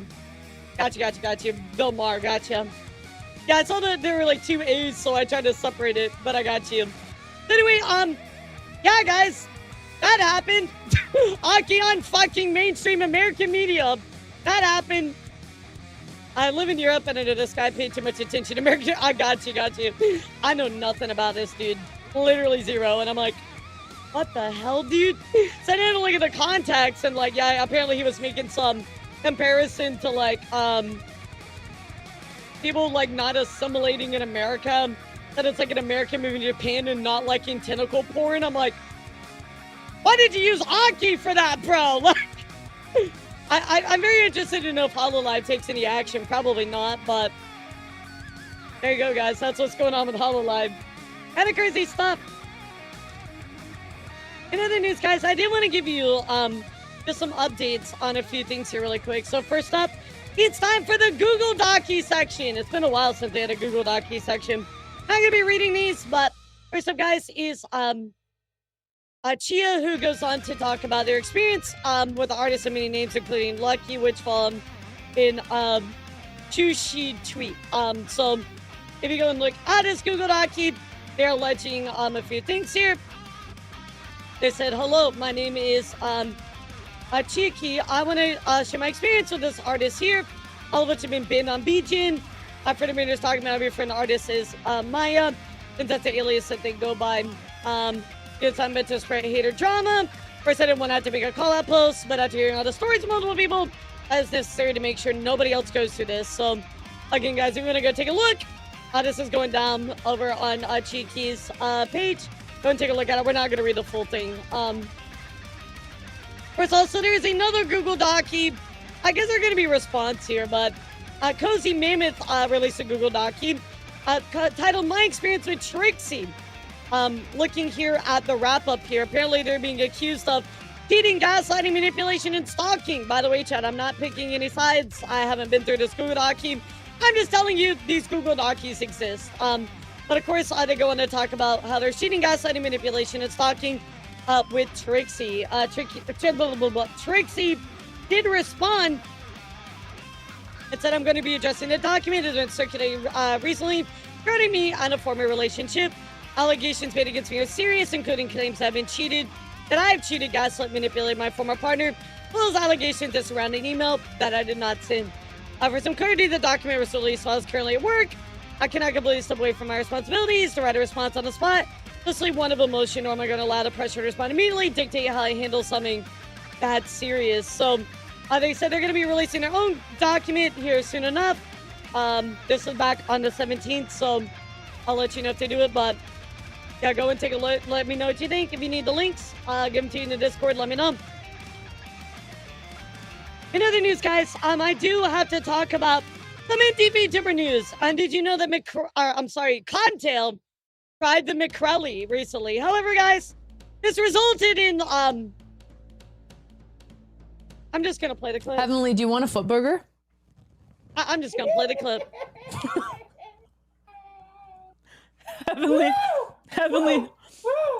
do you want a foot burger? Oh, Heavenly, I want to put my foot in the burger, Heavenly. So you're gonna take the bun off, put your feet in the burger. I think there's a line of degeneracy that, frankly, I'm just above. Is like the foot burger for like the foot fetishists or the food guys, or is it the both? Eat up. Oh My my god. Skin is No itching looking at that because I already felt like oh my overwhelmed god, at the idea of putting all my legs like that, and then you put ketchup all over it. She got fucking sauce all over her foot. Oh my god. Not the McGrip. Oh my god, she ate a bite. Thanks for being here. What the fuck is wrong with her? She took a bite. Oh my god. Look, if I have to see it, so do you guys. You have to suffer as well. Cottontail, with the I don't know, the McGripper, I guess. Yeah, gluttony, meat, lust. And in the news as well, guys, Victoria has a really nice update. As you guys know, Victoria and her family have gone through past couple years a lot of hell, guys. Victoria fighting cancer, various things happening to them in their lives. If I remember right, I think part of their house like flooded. Horrible stuff. Well, finally a little bit of good news here, guys, because Victoria says serious posts. Solon and I have been through the ringer these past few months with house floods. Oh, okay, yeah, it's right here. I did remember correctly. Cancer, in doctor appointments, stolen money, our garage broken into, items stolen. We lost thousands of bad things happening in content creation. Always feels like some bad thing is just waiting around the corner to get us. Today, Karma smiled on us. PlayStation called us to tell us that they recovered Zolan's brand new bike. We got him for Father's Day last year. It was stolen in a break and enter from us. They tracked the registration number on the bike. After an arrest was made. Also had our police report I filed from over a year ago. They finally arrested the thief. Boom, got him. Let's go. Victory, yes. The bike was still pretty well intact. Police are handling the legal part of it. Today we got that bike back. Nice to feel like luck is on our side for once. I'm so glad. Look, I'm a true believer in karma, and I'm glad that it's coming back around in a good way for you guys, because y'all deserve it. Y'all definitely deserve it. And other news as well, guys, we had a little mention here of MSM from Oliver, who said, wait, Indra, like COO of MSM Indra, like the MSM that closed due to malpractice and scamming. The same MSM that, man, why did I sign that NDA, dude? Now, just a reminder, guys, we have not heard from Indra ever since all of this stuff has dropped. I checked yesterday, unless there's an update this morning. We have not heard anything at all, guys. So I'll be keeping you updated, but kind of interesting to have somebody come out and be like, hey, guess what? You know, I went through something here. In other news, let's go check in here with Luna William, the debut VTuber, right? It says, what song would you play as the final boss theme? Well, first here is this. All right, I mean, this looks pretty good, right? Any concerns here, chat? Yeah, any concerns or anything here, chat? I don't think so. Well, surprisingly, chat, I saw this kind of scrolling through it. I'm like, oh, that's kind of cool art. I think that's all right, right? But it did look a little bit of a AI kind of thing to me, right?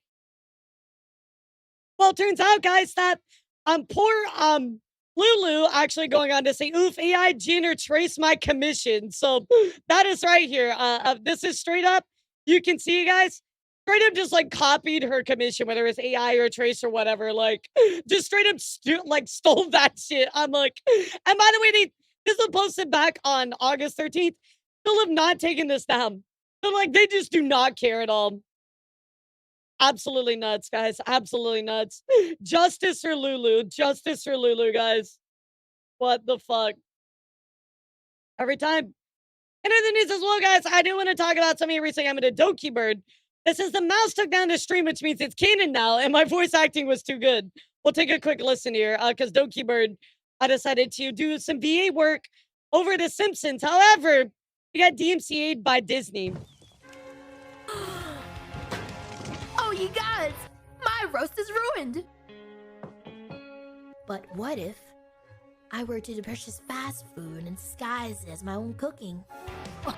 So again, she did decide to do some VA work for this, but of course Disney like, oh, you're not gonna use my Simpsons clips, so now she is canonically, I guess, stronger than the mouse. But he had his cannon now. My voice acting was too good. Absolutely nuts. Yeah, it was really funny. In other news, guys, unfortunately, I have to be the bearer of bad news, guys. But Trilla actually talking about Draco. Guys, if you don't know Draco is a very renowned talker within the Vtuber community, kind of like in the League of Epic Mind. Yes, not Draco Malfoy. I believe they go by Draco Star now, but Richard says, being a DM from Draco regarding me, please know this has all started because he wanted me to white knight for him in drama. I wanted no part of 3 years ago. 3 years ago. Since then, he's harassed my mods, harassed people in my community, harassed me multiple times. This is true, guys. This is what Draco does. That's his MO. He will literally just message people thousands of times. You know, yeah, very, very normal stuff for Draco here. He messaged my mod. I think he wanted me to harm myself. I mean, absolutely horrible, guys. So I want to let you know, guys, Draco Star is back. If you see this guy, be careful, guys. I think he goes by Draco Star now, but obviously we banned him on all of his ults and all kinds of other stuff, but this guy just keeps coming back. Yeah, it's crazy. It's crazy. Yeah, I don't know whatever happened to Jonathan Davis. I kind of missed that guy. And what happened to that guy? In other news as well, guys, iCandy actually went on to do something really funny. She said, guys, should I get a tattoo? Talking about the Iron Worm here. Well, that is right, guys. I actually went through it and got her own Iron Worm tattoo. That's so cute. She said, but did you like it? Hell yeah, the Iron Worm tattoo. That's badass. I love it. How do people have time for that crap? I don't know. It's the same like that person that keeps baiting to come into my streams. I'm like, how do you have time for this? Like, just move on. Like, take the owl, you know? Love that, Fry. That's awesome. Another news as well, guys. We have to go take a look here at something going on with Doobie. That is right, guys. Doobie, actually, you can see here has, well, she's part of this brand new cabinet. I'm coming here from the OP, says Bart sponsored the Densha D Go cabinet this year. Holy shit. Well, this is actually a train simulator cabinet, and Doobie literally is part of it as well. I think this is so cool. You don't know she's a train conductor, like, as part of her character, her lore. This is awesome. I think this is so cool. So we have Doobie as part of the actual train experience here. Very, very cool. And other news as well, guys, I do want to go check in here with Zion Deep. And Zion Deep says, hey, everybody, I was made aware of this a few times today, and I want to address this. There's a compilation free from different channels using my burps as fetish content. Yes, it sounds wild. I want to make it abundantly clear. I've never consented to this type of content being made, and it makes me extremely uncomfortable. If you're the person behind this, please understand that not everyone wants to be involved in your fetish, and consent should always be what you get first before making content of other people. What you can see here, guys, there is tons of this burp compilation stuff. Yeah, I mean, there's multiple, like, ones right here. It's kind of crazy. Yes, I know welcome to the internet, but that's a little weird. It's a little weird. So, I hope you're able to get some action taken against the Scion, but very, very odd. Like, I'm not here to ick anybody's yum, but at least ask for consent, you know? Like, very odd. Very, very odd. And other news as well, guys, Shoto recently, I ended up having to have another conversation about Fox. That is right, guys. So if you don't know, long time ago in a galaxy far, far away, Shoto and Box would collab with each other, right? Well, kind of been a very well-known Fallout drama, but Shoto does not, in his own words, really, you know, fuck with Vox anymore, right? They're not friends or anything like that. But unfortunately, Vox's fan base just cannot let this go, chat. It's very weird, and I don't understand why it's happening, but that is right, guys. Vox's fan base will not let this go. And of course, Shoto now was like so tired of it. So listen to what happened, guys. Yeah, poor Shoto. He just wants to do his own thing. Oh, here we go. Oh. Where is Vox? Bring Vox. Dude. You know why you're banned. Come on. Like, this is an unbanned you can't be request. doing this, guys. It's 2026. All right? Y'all already know I don't fuck with him anymore. Like, just stop bringing him up. Please unban me. I'm sorry, but you like to look at the chat, but it's okay. You don't need to, but I'm just curious. Have a good day. No. I'm pretty sure there's gonna be a lot of that. Oh, dude.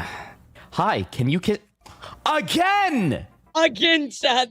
Poor Shoto, bro. Yo, what are we doing? Yeah, Box to move on. Shoto's move on. It's bro. only the Come fucking on. fans that will not move Hey, on. I'm Like, sorry. guys, take the fucking hit. They No. don't want to interact with Dude, each let me other. be free. Like, leave When each can I other be free? alone. I Okay, would what's crash this? out too. I'd crash out too. Bubblefish, big fish, fishy, popper fish. Fish? What? What's this guy just talking about fish? Auto TL for Yeah, saying that's true. At least they you can love, only submit one ban request per ban. the But forbidden ship. I see. Guys, remember when this guy used to flirt with Vox? Okay, have y'all heard about the... I don't know what that is. Yeah, dude, you know why you're banned. so, I mean, you can see this chat. There's multiple people bothering Shoto about this. They're getting banned because, you know, they're trying to ship or push the boundaries and stuff like that. Unfortunately, guys, this does happen quite a lot. And this is something Shoto has had to deal with for a very, very long time. I feel awful for him because both Vox and Shoto were like, yeah, we're, you know, we moved on, but the fans will not move on, dude. It's so disappointing. So, wishing, you know, Shoto the best on that, man. I mean, all you can do is just keep banning them over and over, you know? In other news, guys, I want to take a moment to talk about what happened here recently with this Lala, guys. This is very, very sad. Just to give you a little bit of backstory, Lala and her husband have been trying to conceive for quite a while, right? Quite a while. So they were both very excited because obviously they were, I believe she said she was 12 months along, but something really, really sad happened, guys. So the reason that I'm covering this is because unfortunately there is a little bit of drama attached to this, but also at the same time, I really hope you'll go support Lala because she's amazing. Literally one of the nicest people I've ever met in my life. I've been so lucky to get to collab with her several times. She's very, very sweet. But Lala goes on to say hi to this announcement. Very immediately, I'll be taking a hiatus from streaming activities. My pregnancy turned out to be a corneal pregnancy. And earlier Friday morning, I was rushed to the hospital because my uterus burst and I lost about 3 liters of blood. I actually asked Aya, I'm like, wait, 3 liters of blood, that sounds like a lot. Aya's like, yeah, that's like half of the total amount of blood in your body, guys. She literally, she could have died. She could have died, guys. This was a very, very serious thing. I'll let this read out. I'll let this read out. There are no words in any known language that could describe how awful I feel for I them. know, I feel All awful I too. can say is I hope things improve for them. Exactly. Fuck, I'm gonna cry. I agree, Chip. I'm in the hospital for the rest of the week with an additional 6-8 week recovery period ahead of me. Devastated does not begin to describe how both my husband and I feel during this time, and I mean, I cannot imagine. Thank you so much for your love and support. I look forward to opening the diner doors again soon. So that is what's going on here with Lala, guys. Unfortunately, we did get an announcement in her Discord as well, where she said, hey, everybody, Summer Hop was very sweet. Posted a previous announcement because I was not able to disclose what was going on. I've been navigating a medical emergency since early Friday morning. Obviously, talking about a pregnancy again. Human body only has 5 liters of blood for reference. I had to have emergency surgery. My uterus burst. I've been in the hospital since then. Probably have a few more days from here, an additional 6-8 weeks of recovery. That's a physical pain. I'm recovering. My husband and I are completely devastated. We're trying to take a blessing in all of this. Thank goodness he was home to call the ambulance. Thank goodness we made the call to call 911. Instead of waiting, because if it did, I would have died. And we are supported and loved by many and lots of people. I can try again in a year after my uterus recovers. Here's a pic, of course, with a cute plush bug got me when she stopped by and visited me in the hospital. Wishing you all so much. So, I mean, beyond devastated, right? I can't imagine. So, of course, he will not be appearing in Anime New York City. He's supposed to have a meet and greet. Obviously, that's not going to happen, but yeah, I mean, I feel so awful for her, you know? I feel so beyond awful for her. I'm just glad she's alive, you know? That's the most important thing, that she was able to live. And of course, she said we can try again in a year after my uterus recovers. So she survived, but kind of judging your mind, the context clues, they're going to want to have to retry because obviously the baby was lost. So I'm really, I just can't imagine. I just can't imagine. So what I wanted to show you guys, unfortunately, guys, is a Saikin, who is an actual doctor, MD, goes on to talk about what a coronal pregnancy is, an extremely rare type of ectopic pregnancy where the fertilized egg implants right at this segment where the fallopian tube crosses into the upper uterine horn because it implants in muscular tissue instead of the normal endometrium of the uterine cavity. This is ultimately incompatible with life. Unfortunately, due to the growth in the embryo itself, high risk of uterine rupture and life-threatening hemorrhage, which is what ultimately happened in Lala's case. So obviously, this is not a place where life can exist. A miracle that Lala survived this ordeal and can even share this story with us. Please send all your love and support to her and Don Don. So I'm so glad that she is okay. However, chat, Viking goes on to educate us about what this is. I mean, I didn't even know what this was. He talked about it as well. People are saying, hey, you know, thank you so much for letting us know. Smegalana was asking if it's, you know, if you catch it early on, can you prevent it?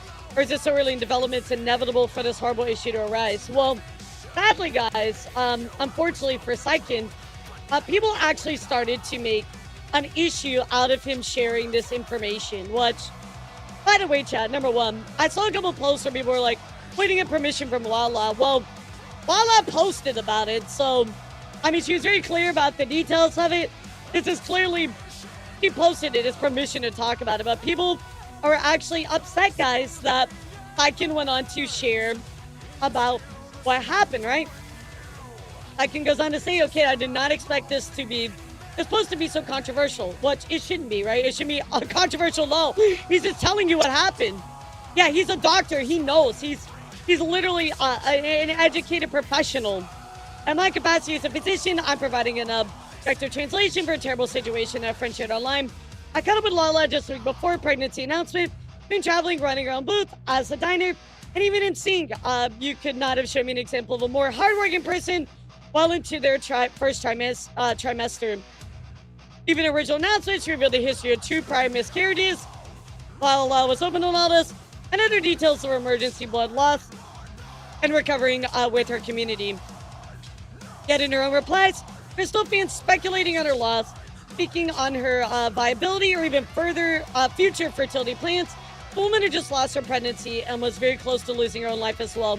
Guys, you need to understand, when something tragic happens, let people fucking recover. Like, you know what I mean? Like, legitimately, like, I thought about messaging Lala, but I'm like, I'm not going to message her for a while because she's dealing with this, you know? She's emotionally trying to deal with all of the feelings that she has. She's physically recovering. Like, guys, let people mourn. Let people, like, process what happened. Like, immediately hopping in there is not always the right way, guys.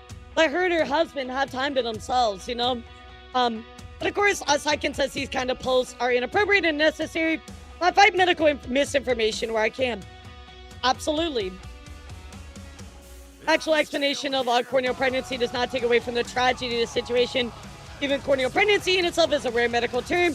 Is often incorrectly interchanged by even doctors for our interstitial or angular pregnancy, to the point where I wouldn't trust Google or ChatGPT to come up with the right resource to point someone to.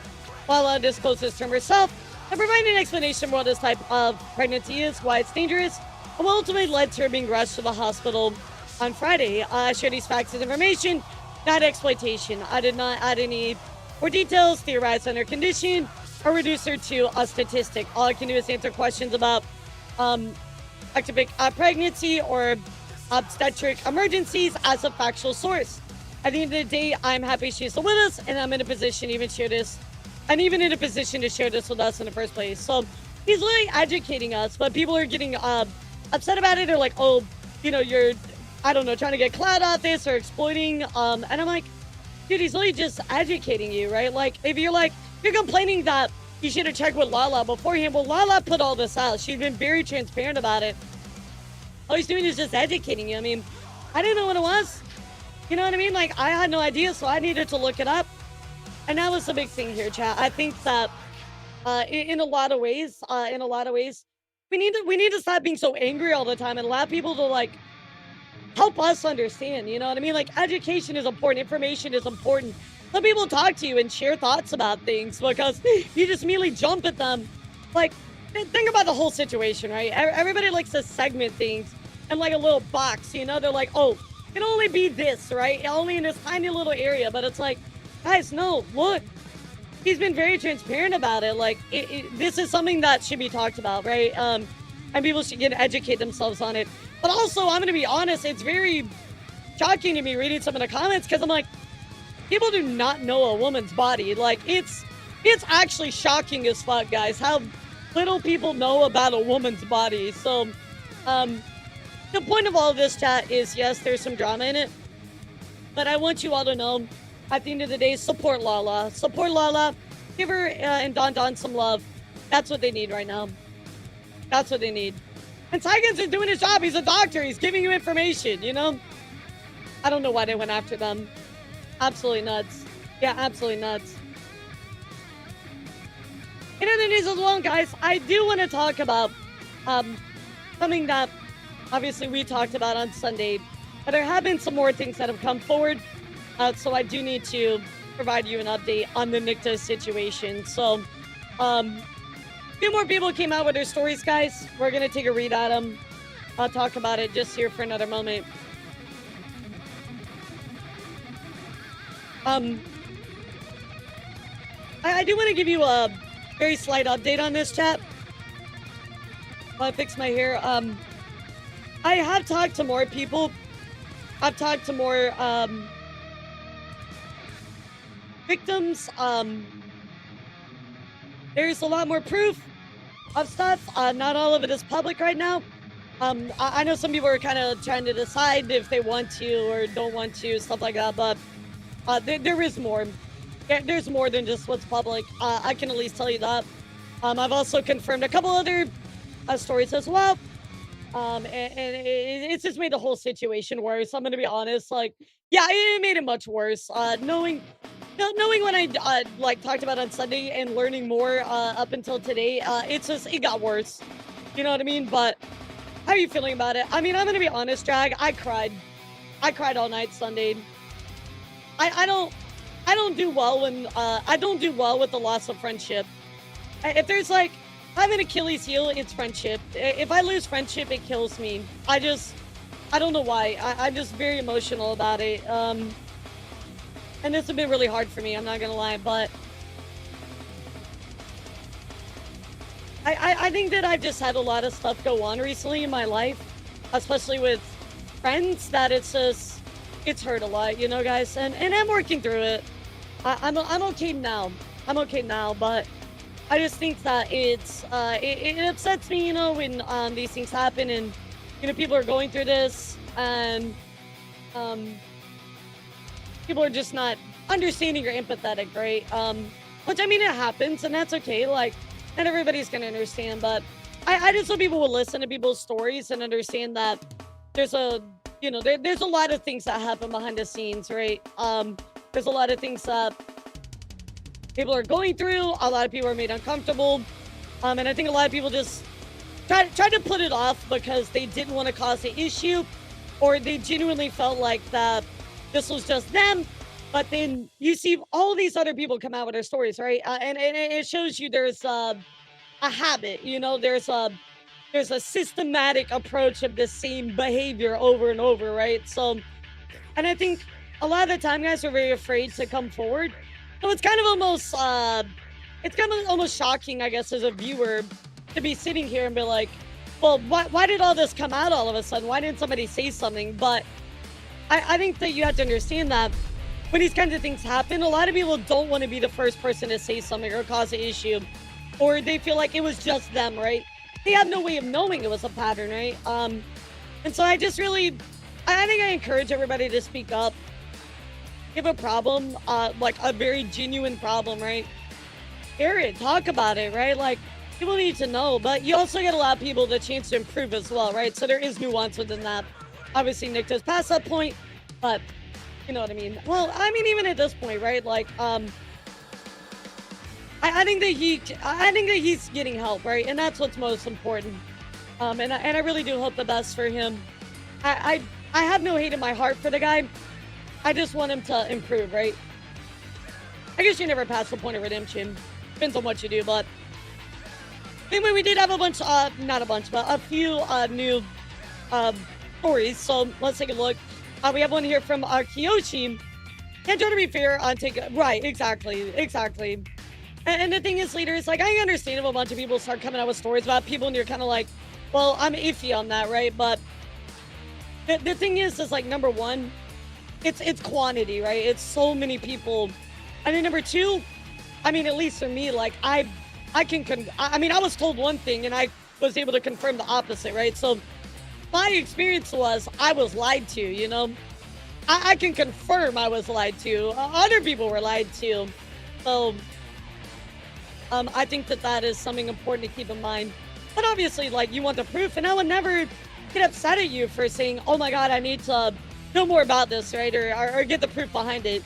Obviously, unfortunately, people lie, but I think when it's when I've been able to verify it independently, and then of course other people are coming out with their stories and it's building a pattern, you can't ignore that, you know? Anyway, Kyoshi says, gonna be 100% upfront, I'm currently not doing great. I streamed today, try to get myself distracted and feel better.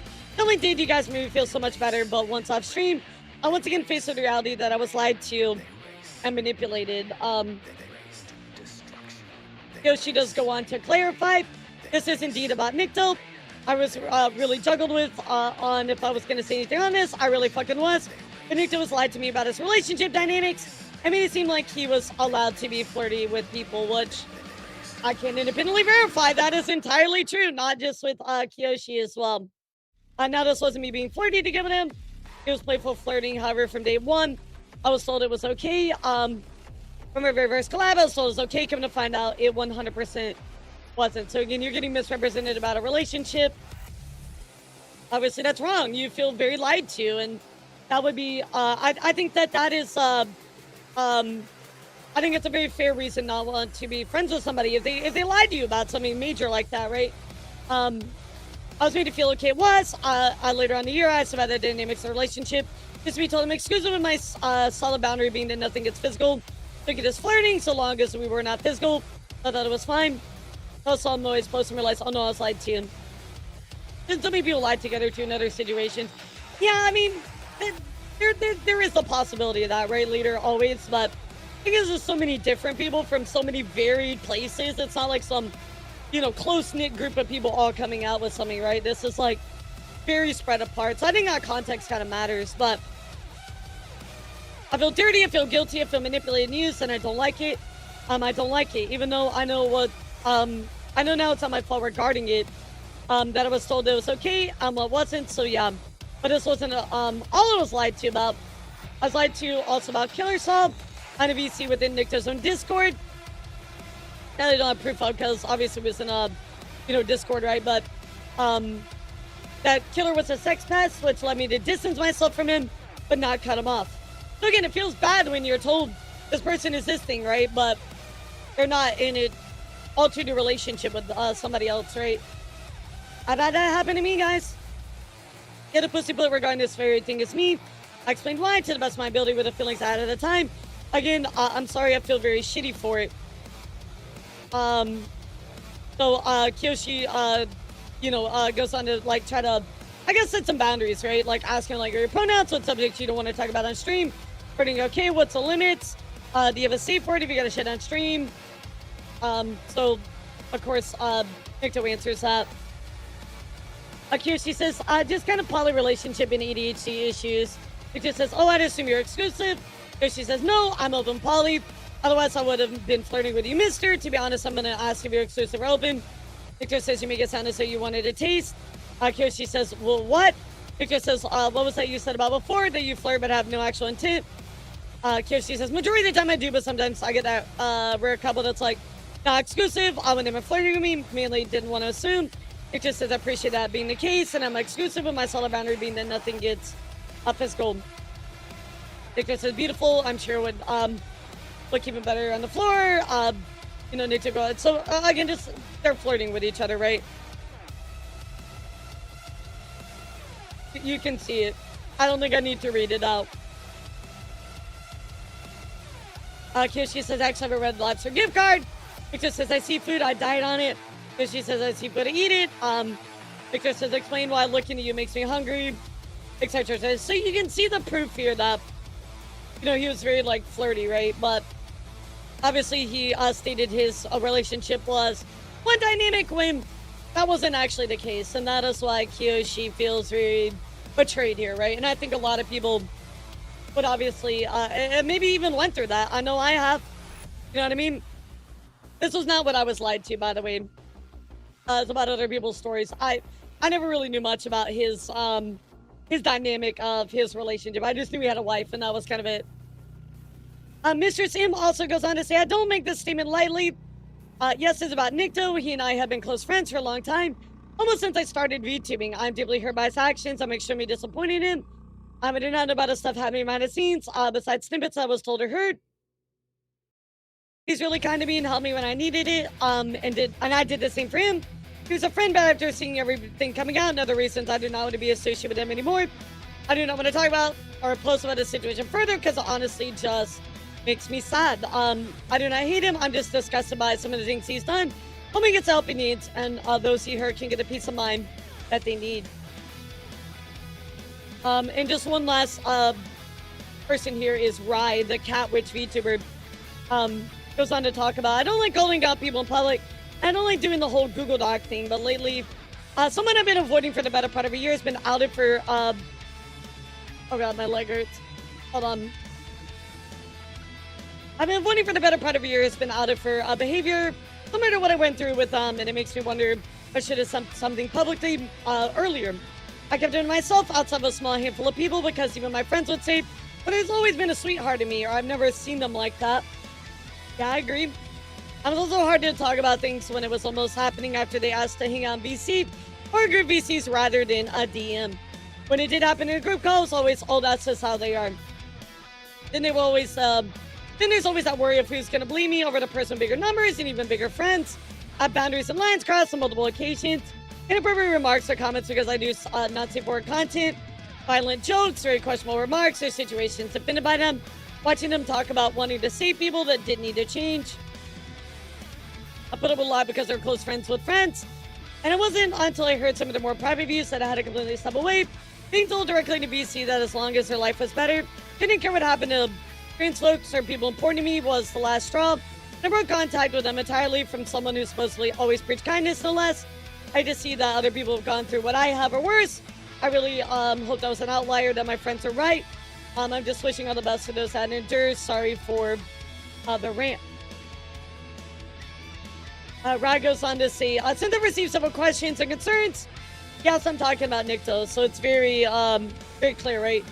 Yeah, it seems like a mix of religious views, edgy jokes, and some sexual weird stuff. Yeah, I think at its core, it was pushing boundaries, right?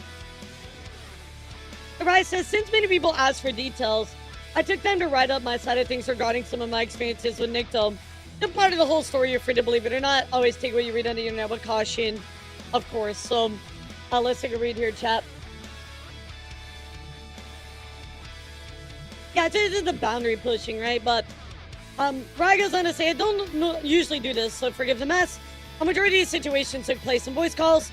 So please, as usual, take everything I say with a grain of salt and believe what you wish to. So, and that does make it a lot harder because there are some text messages, but a lot of it is in voice call, right? Like with Viking, some issues she had before stream started were all in VC. Well, started meeting them through mutual friends of ours back in 2024. I was already caught off guard with the way they carried themselves and the jokes they made in our first conversation. A bit overly familiar at times, jokes bordering on toxic masculinity or assaulting people is a bit off-putting, but I try to trust my friend's judgment of people. As I shrugged it off, my friends seemed to treat it as normal. Wasn't going to think much about it. I mean, I know everybody has different limits on friendships, right? Or humor or whatever, right? Red flags really started popping up whenever they were pushing privately in voice calls. I really started pushing to get to know my personal life, private details, and try to find out what makes me tick. As it was put, They started asking questions about if I was dating anybody in a friend group or anyone IRL I was with. When I denied it and said it wasn't really something I was concerned with right now, they changed the questions. Okay. Yeah, the thing with voice chats is you can't really... I mean, it can, but it depends on the state, right? And why are you gonna randomly record a voice chat that you have with a supposed friend, right? You know, it already happens and it's too late to record it at that point. But yeah, I can see why people...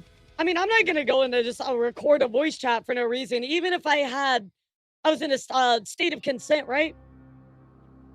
So they started changing the questions, ask if there were any of our friends I wanted to fuck, or if there was anyone I thought about when I was alone. I changed the topics pretty quickly, made it apparent that I wasn't a conversation I wanted to have, or that I wasn't that kind of person, even if I came off as flirty. Nor that it was any of their business when we barely know each other. Followed up with comments about how I do not safe for content. Obviously, I must do these kinds of things and joked that it was okay to bring it up as a result. There were multiple times over the call where other jokes, I say in quotations, were made. They seemed either violent, aggressive, or openly flirty. We barely knew each other. I was trying to let it slide because my friends trusted Nikto, but it was setting off uncomfortable vibes. Problem was, this started as a regular thing. The topics about my sex life, or I wanted to get with out of our friends, kept getting brought up. The toxic male persona on full display, the jokes about violence towards female friends or myself, the jokes about questionable topics. So, again, just boundaries, right? Boundaries. Friends would tell me if I was overthinking things. Assured that it was just how Nikto was. He didn't mean anything by it. It was just their brand of content. They constantly asked me to hang out on calls or use friends as a reason to collab and hang out. Another issue came to me when I decided to give Nikto a chance and hired him for a song commission. He seemed to do good work professionally. A lot of people recommended Nikto. I reached out. It seemed fine at first, and after a while, there had been a large gap between responses and updates. I want to believe he was busy, so that wasn't that big of a deal. Nikto finally got back to me, though. He wanted to take working on the song into their Discord VC. Recommend I could sit on the process, offer real-time input, and see what went into it, that we could have a good result for the finished product. Okay, so this is definitely a business call, right? It's like, I'm going to show you the music. Business call, right? Over the course of the call, however, we had about 5 or 6 people joined into the call in Nikto's server. Okay, so, yeah, that's not professional, first up. I constantly be cut off during conversations or talked over instead of looking for my opinions. They kept asking me to opinions everybody else in the call on how my commission should sound. And my best to still try and communicate my views. And when I wanted, in spite of the situation, and took it multiple times, we finally started to get back on track. And I'm getting something I liked eventually, but from a professional experience, it wasn't what I expected. Sure. Yeah, it should have been a private call. Yeah, I mean, I understand not everybody's humor is for everybody. Like, if you have a really edgy humor, I might just be like, yeah, I know this voice chat isn't for me, right? Or maybe, like, we're not going to be friends or acquaintances. And that's fine, right? Like, everybody's entitled to their own boundaries and stuff, right? Like, there's nothing wrong with that at all. But I think that there's a line about personal information, right? It's not jokes or humor. It's your personal information. And if you're kind of poking past that boundary, that's a problem. Things that really did get better as time went on, but one of the biggest problems came from the previous election night. I was invited by a few people to come and hang out on Nikto's server. During the conversation, it came out that Nikto was trying to hide the fact that he voted for Trump because they believed no one would understand him and that we should accept everybody regardless who they voted for. So I asked them to explain. It gave me their side of the story instead of jumping to conclusion. So I asked them to explain, to give them their side of the story instead of jumping to conclusions. So Rai said, let me hear why you did that, Ray. I tried my best to at least give them the benefit of the doubt, at least be very civil about the matter. Proceed to call out about the usual right-wing rhetoric on how they needed things like cheaper airfare, better living, that only the right can provide. So, yeah, I mean, obviously everybody has their reasons for voting XYZ. I mean, a political argument, you know, we leave that to Dean Withers or somebody like that, right? Like, go watch Dean, and he can argue with XYZ reasons why you shouldn't have done that, but whatever, right? Like, you obviously, it's a political conversation. They're talking about it, right? When I start bringing up my issues, like racist remarks, anti-trans or anti-LGBTQ agenda, hate speech, and everything else that I viewed as a red flag, Nikto downplayed it. Nikto told me they never done any of those things. Trump would never harm anybody. Love the trans community. It was all other people in the party, but Trump would never advocate for it. Project 2025 was Trump's idea. So clearly a very political difference here, right? Had to gaslight me for an hour and a half about various concerns. When I tried to provide examples or any proof, it was dismissed as fabrication or never happened. So it seems like, yeah, you know, they wanted to have a conversation. And they weren't really listening, so kind of, I don't know, seems a little bit in bad faith.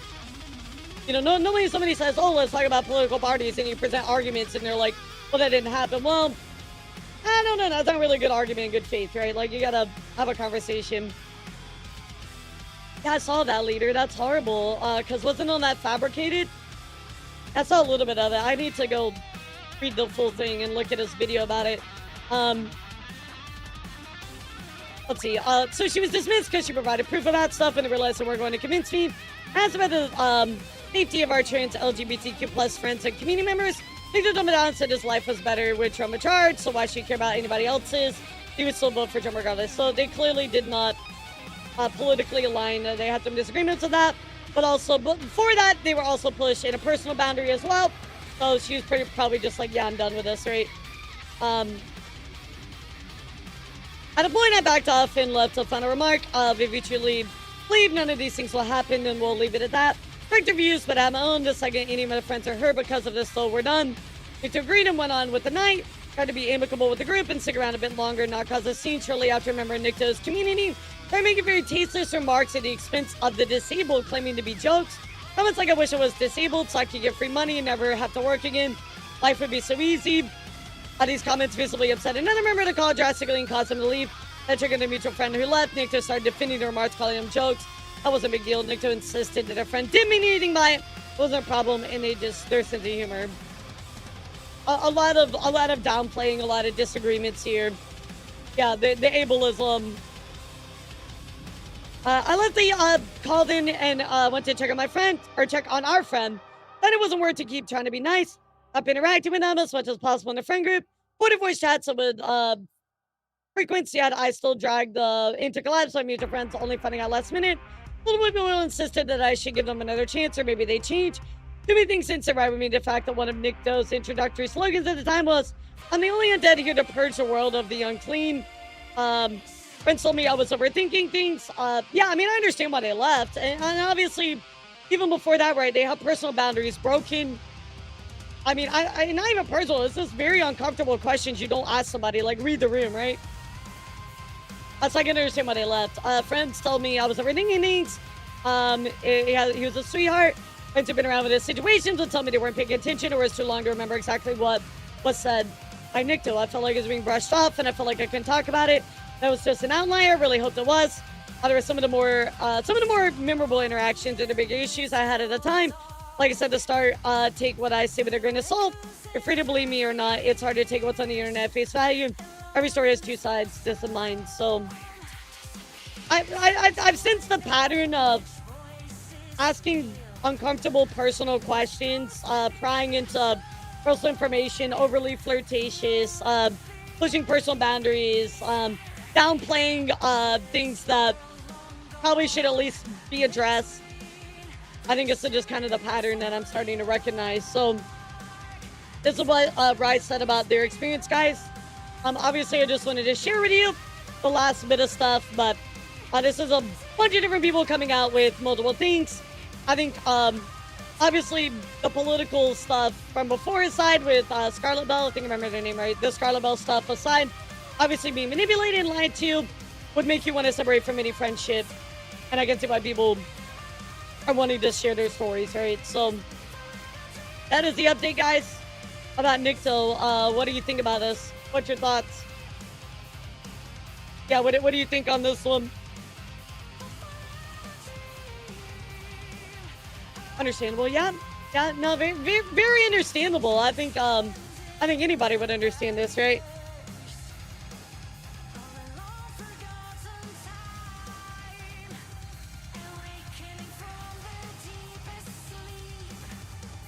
No, I was just stretching. I'm okay now, guys. I'm not very emotional about it, but you know, I got it all out Sunday. I'm doing better, so thank you guys so much. But anyway, guys, these are the stories and the updates I got for you so far. I really don't plan on talking about this anymore unless something like mega major comes out. I would like to move on past this on a personal note, right? But if it's an important story, obviously I'll share it with you guys because you need to know. In other news as well, guys, I do want to go take a look at something that recently happened here with Midas. Midas actually having some pretty bad issues this year. I mean, if you don't remember, Midas made a tweet where they're like, yeah, you know, I'm probably not going to be going to cons anymore. Well, Midas had some pretty bad issues at Offkai this year. So let's go take a look at what they had to say, why they feel this way, and apparently the strange mindset of other peers. So let's take a look.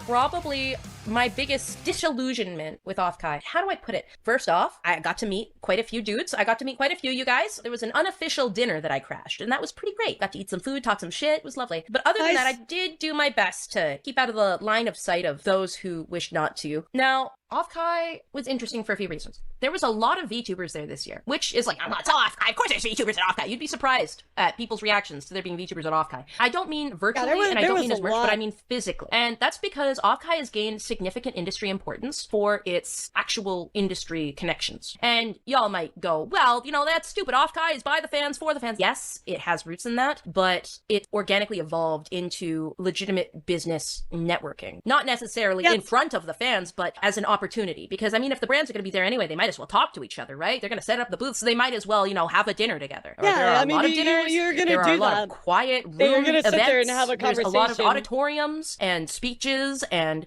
very scary conversations. Yes? A lot of places behind closed doors that are not orgies. The only orgies that happen are the one orgy where all the mid-level indie and low-level corpos get invited to because of one sick pervert. Now, my issues typically stem yes, my this favorite, year, guys. My favorite, the Offkai orgy. The legendary Offkai orgy, yes! Like a lot of people were thinking on Twitter. One day and I'll get through invited, Rima's video, chat. One but day I'll get because of invited. behind the scenes. I met a lot of VTubers that were very entitled in their position as a VTuber that is leaning into flesh tubing. So what I mean by that is that there were a lot of VTubers this year, medium, small, large, that were almost bragging about how little actual VTubing they do and how excited they are to start doing more flesh tubing on their VTubing stuff. And that really pissed me off. I'm no Puritan, but something about this Offkai forced me to really re-examine what it means to be a content creator in this space. And I think I've developed more sense of puritanicalism. What I'm upset about isn't that people want to live their lives and that people want to make content.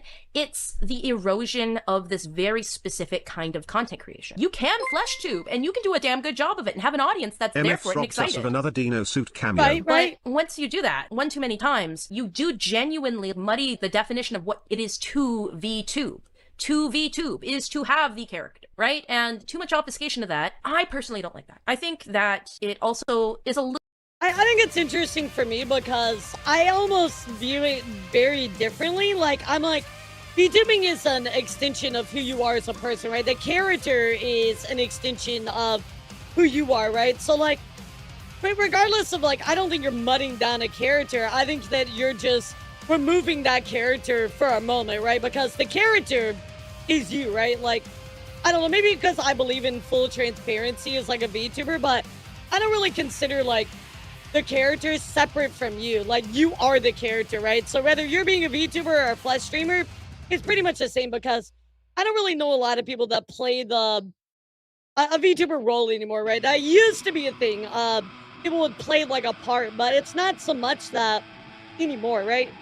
Little insulting to your audience. Even the ones that really like the flesh tubing content. They came for one thing, and if you're subverting expectation too often, not even as a one-off gimmick, you shouldn't really be shocked when people get upset, right? If you're...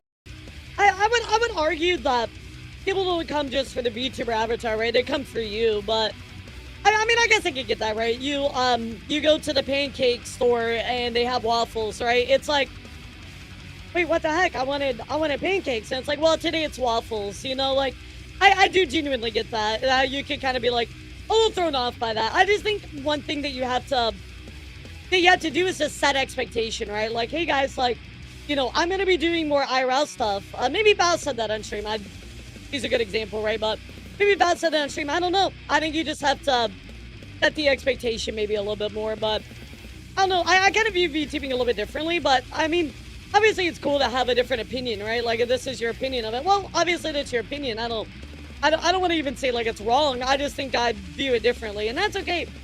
You're not giving people what they came for and they get upset by it. It is stupid to play dumb and act shocked that people are confused, right? And that's very different from, oh, well, you know, people should do whatever they want. If you're going to call yourself a VTuber, that's fine. But if you don't behave like a VTuber, audiences are going to notice and they're going to call you out on it. If you act shocked that you do not behave like a VTuber and you instead are just co-opting a label and you're sometimes using an avatar, you should not be blaming your audience. This is something I think there are some people that maybe are using the VTuber label, but they're not like actually like a VTuber. But then also you have to, yes, exactly. That's gonna be my question, Captain. What do you qualify as a VTuber, right? Like, are we talking about VTubers back in 2020? Are we talking about VTubers now? The issue is that the sphere and the definition and what VTubing stands for changes so constantly, right? It's constantly something new all the time. So it's kind of hard to be like, well, how do you behave like a VTuber? Like, what is a VTuber, right? Like, I'm gonna be honest, guys. I'm a VTuber, but I don't behave like one at all because I do news. You know what I mean? Like, I do news. That is not a typical VTuber, you know? Like, most VTubers are very entertainment-based. I'm more kind of education, conversation, etc., right, with news. So, well, there's always an outlier, right? And there's always bad actors. I get that, but I don't know what is a VTuber? I do like what Midas is poking at, though. Like, I like this ideology because it's kind of like, well, there are some bad actors, right, that are using VTubing as maybe like a label to be like, oh, well, you know, getting ingrained into maybe the corporate side, not the corporate side, but the getting ingrained into the industry side of stuff.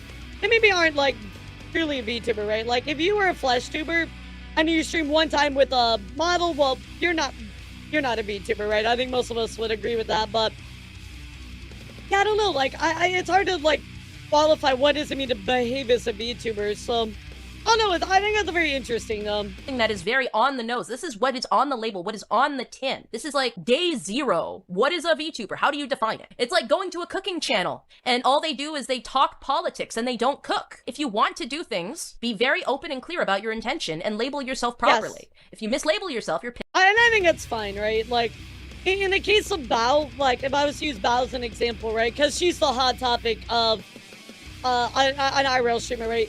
I would say that Bao's still a VTuber, right? I would say that she's on her IRL arc right now. She's more focused on IRL content creation, but she's still a VTuber, right? She streams her avatar, etc. So I do agree, though, that intentionality is important, and stating your intention of what you're going to do is important. Like, temper your audience's expectations. Like, hey, chat, today, you know, I'm going to be doing the IRL stream. Or, hey, chat, I'm going to be doing a hand cam stream. So if you're worried about, you know, seeing IRL titties, if you're scared of that, don't show up to the stream. You know what I mean? Pissing people off. But they have a chicken on the side, it counts, right? Oh, God, Callow. What disillusioned me was a lot of medium to large VTubers I met being very gleeful and very open about doing this shit on purpose and doing it for a reaction. And that's different. There are a lot of and that's different, right? People just like being like, oh, like I'm gonna do it for reaction. Okay, well, yes, obviously their intention is not pure in that state, right? Really only if you're a VTuber watching me, your takeaway from this shouldn't be, ew, all skin is evil and bad. Your takeaway from this should be be viscerally honest with your audience. Because they are who you are presenting for. If you're telling lies, by God, at least tell your lies in character. Pick a lane, and if you're going to change lanes, make sure there's warning. Then there's the issue of OPSEC, Operational Security.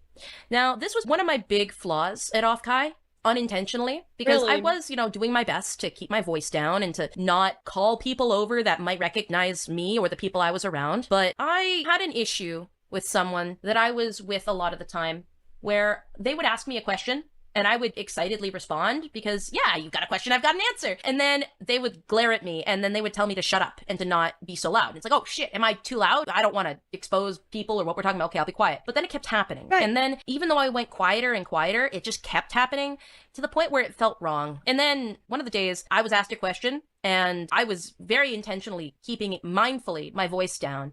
And this person asked me the question, wanted a response. I went to respond and this person immediately told me frantically to shut up, to not talk at all, because Yeah, even see, if that just sounds like somebody being shitty, you know? Which, I mean, does suck, of course.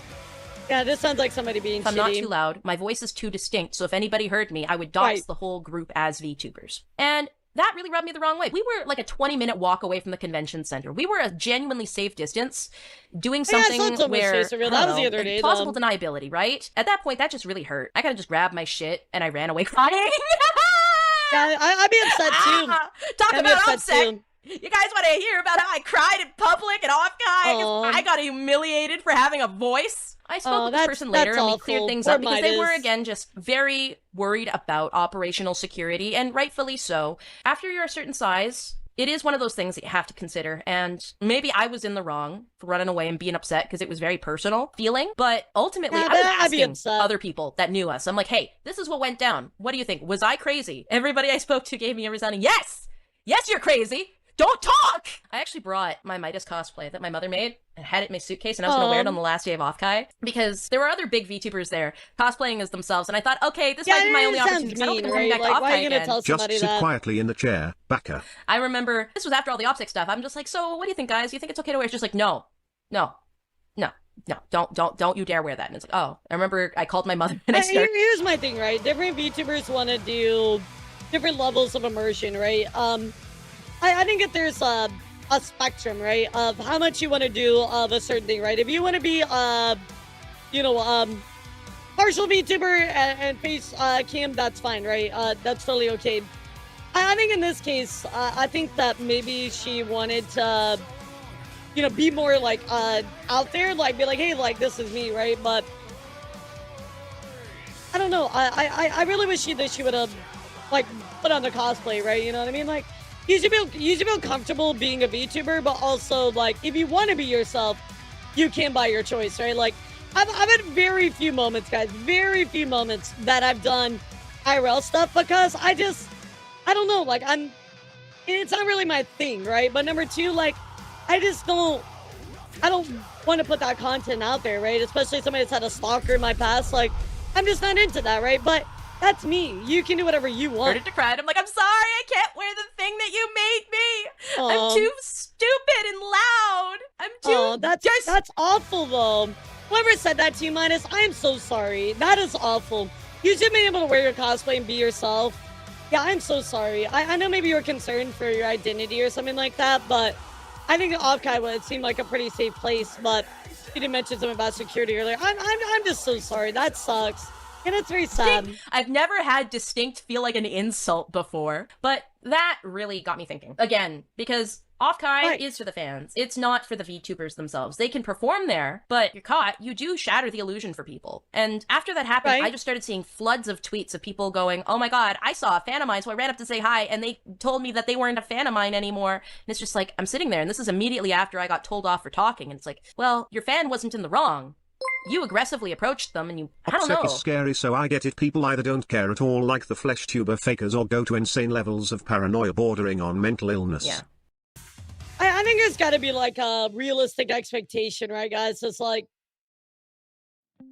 you got to understand that a streamer is allowed to live their life, right? And if they want to make content the way that they want to, if that ruins the illusion for the fan that much that they don't want to be a fan of yours anymore, I don't know. I think I put that more on the fan than I do the streamer, right? Because normally, most people are very upfront about, hey, I'm going to Offkai. Let's do a fan meet and greet. Meet me at his place, etc., etc. I don't know. I think I would put that more on the fan than I would the streamer, but also at the same time, I guess I can, like, very 1% understand why the fan is like, yeah, I didn't want my immersion broken, right? I like 1% understand that, but that should not be that big of a deal to you. Like, let's be real. The lesson I took away from that very upsetting incident was that I was genuinely in the wrong. It's kind of hysterical even. Because it really, at the end of the day, even though it felt personal, it's not. And even if it was personal, I spoke with the person and I'm hoping that it isn't. I just saw such a disconnect. Like, if I, am in the position where I need to be quiet, all other VTubers really should be as well. I go online, I think it's why it's important for you and your friends at Offkai to have some expectations or what kind of experiences they're trying to cultivate. I think also, like, realistically, when you go to a VTuber convention, right, there's kind of like expectation that you might see someone you know from behind the scenes IRL, right? You know what I mean? Like, I think it's just like a reasonable, like, social expectation. I mean, when I've been to cons and stuff like that, I've been like, yeah, I might see XYZ person, right? So I think it's a part of the experience, you know? But I do get, like, the other side of the coin a little bit. It's not as much as my personal opinion, but I kind of give a Midas and poking on certain stuff. I see people bitching about their fans hating them because they caught them in Offkai, and it's like, there's failings on two parts here. One, you stopped being a VTuber to them. So, you know, they're upset because they non-consensually had the thing that they liked. Well, here's the thing, right? You can't always be a VTuber, right? You got to be like a person in at certain points in your life, right? Like, even I have to go outside and touch grass and eventually go to cons again. You know, like it's part of it, right? So I don't think the blame should necessarily be put on the VTuber just because they want to go and experience something, right? Like if you want to go to Offkai, like go to Offkai. I don't think that they should have that experience taken away from them or that opportunity taken away from them just because they're worried about ruining a fan's immersion, right? Yeah, you went to the convention for VTubing, so you're kind of like inherently consenting to it. Yeah, I feel like you should be able to enjoy it. But legitimately, I do kind of understand what she's poking at a little bit. It's, again, not my opinion, but I kind of get what she's saying a little bit. I think that there's a reasonable expectation that fans need to have that if you're gonna go to XYZ event, XYZ could, or if you go to XYZ event, ABC event could happen at that event. Ruined. That's not their fault. But also, them acting so publicly upset at you for being at a VTuber convention, a convention known for VTubers being there, especially when they publicly post about it all the time. He kind of should have kept that shit to himself and just stopped showing up to streams. I'm gonna be honest. And then that's totally fair. That's totally fair right there. You know, I don't really know Minus well, but regardless whether you disagree or not, I think Minus at least applies nuance to stuff. And at least kind of like is willing to argue part of both sides. So I don't really know Minus, but I'm kind of becoming a fan. I'm not going to lie. There's a little bit of stuff I disagree with, obviously, but I don't mind. I like it's one of those inside voice moments. So I prefer a pilot actor technician distinction from the VTuber. Well, that's the thing. There's VTubers out there that have secondary jobs that are very flesh forward, but they're also public, you know? They have a non-VTuber identity, and they keep them very separate. But because the public knows that they're both connected, they get the flesh forward. That's genuine mental illness if you don't think there's a real person behind a tuber. It's not that they don't think there's a real person behind the VTuber. It's just they were given a character, and a lot of VTubers don't make enough distinction between the character and themselves, so they present themselves in reality not as the person who plays the character, but as the character. So they are mentally replacing what they've built in someone else's head about themselves. Yeah, but like, see, I feel like that's kind of like an old school like ideology because I don't know. Maybe it's because I'm different and I'm just myself 100%. But yeah, I subscribe more to the ideology that people are very transparent about who they are and the character and who they are not really separate, right? I mean, obviously there's like a little bit of you play it up a little bit, right? But like when I've met a couple VTubers like IRL, even larger VTubers, you know, they seem very much like they were on stream, right? Obviously, there's some different, like, stuff, right? You know what I mean? You're kind of more new gen, I guess. I mean, I've been around 5 years. I wouldn't say I'm new gen, but I think it's okay to have this take that, hey, you know, there's a separation. I don't think that there is, but I don't know. That's not every case, right? So I feel like you gotta apply nuance. Some people separate, others don't. I think we moved more towards people don't separate, though. Midas, you're being too loud. I'm not gonna lie, the rest of the con, I found it really hard to talk at all. Even at the industry events and mixers, I was just so hurt. Fillion is exactly. Shut the fuck up. Sorry you went through that. Hope you can recover. Yeah, you can't keep up I'm forever fine. on if that. anything, I learned a very Tubers valuable lesson from simultaneously it. have the worst and most paranoid OPSEC known to man. I feel it's being done on purpose to set me into being more open. Do you have any non-VTuber friends you could have gone with? Just let loose and have fun? I'm gonna be honest. No, because before VTubing, I had no friends. No, but the reason I went to Offkai in the first place was because I went with the job, right? Going to Offkai was for business. I still spend a lot of my own money, but without my job, I mean, that's what financing it is, right? a lot of Offkai it, is I a would not have business gone. opportunity. And honest to God, I don't think I am ever going to go to Offkai again. Just straight up. Both socially, it was a humiliation ritual, and financially, it was rape. If I do up here at a con in the future, it'll be on a robot or it'll be at a booth. And I don't blame you, especially with the experience you had that you don't want to go IRL. Absolutely, like the way that is whoever that was treated you, I'm so sorry, Midas. That really sucks. That's unacceptable. So I was happy to hear this video though. It's kind of interesting to hear some other takes about it.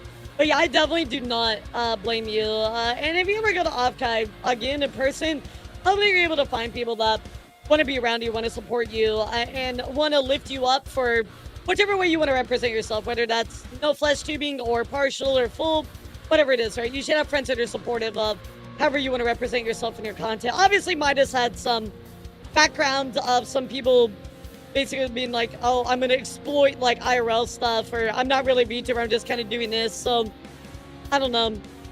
Obviously, there were some bad things that happened, so this insight is very important.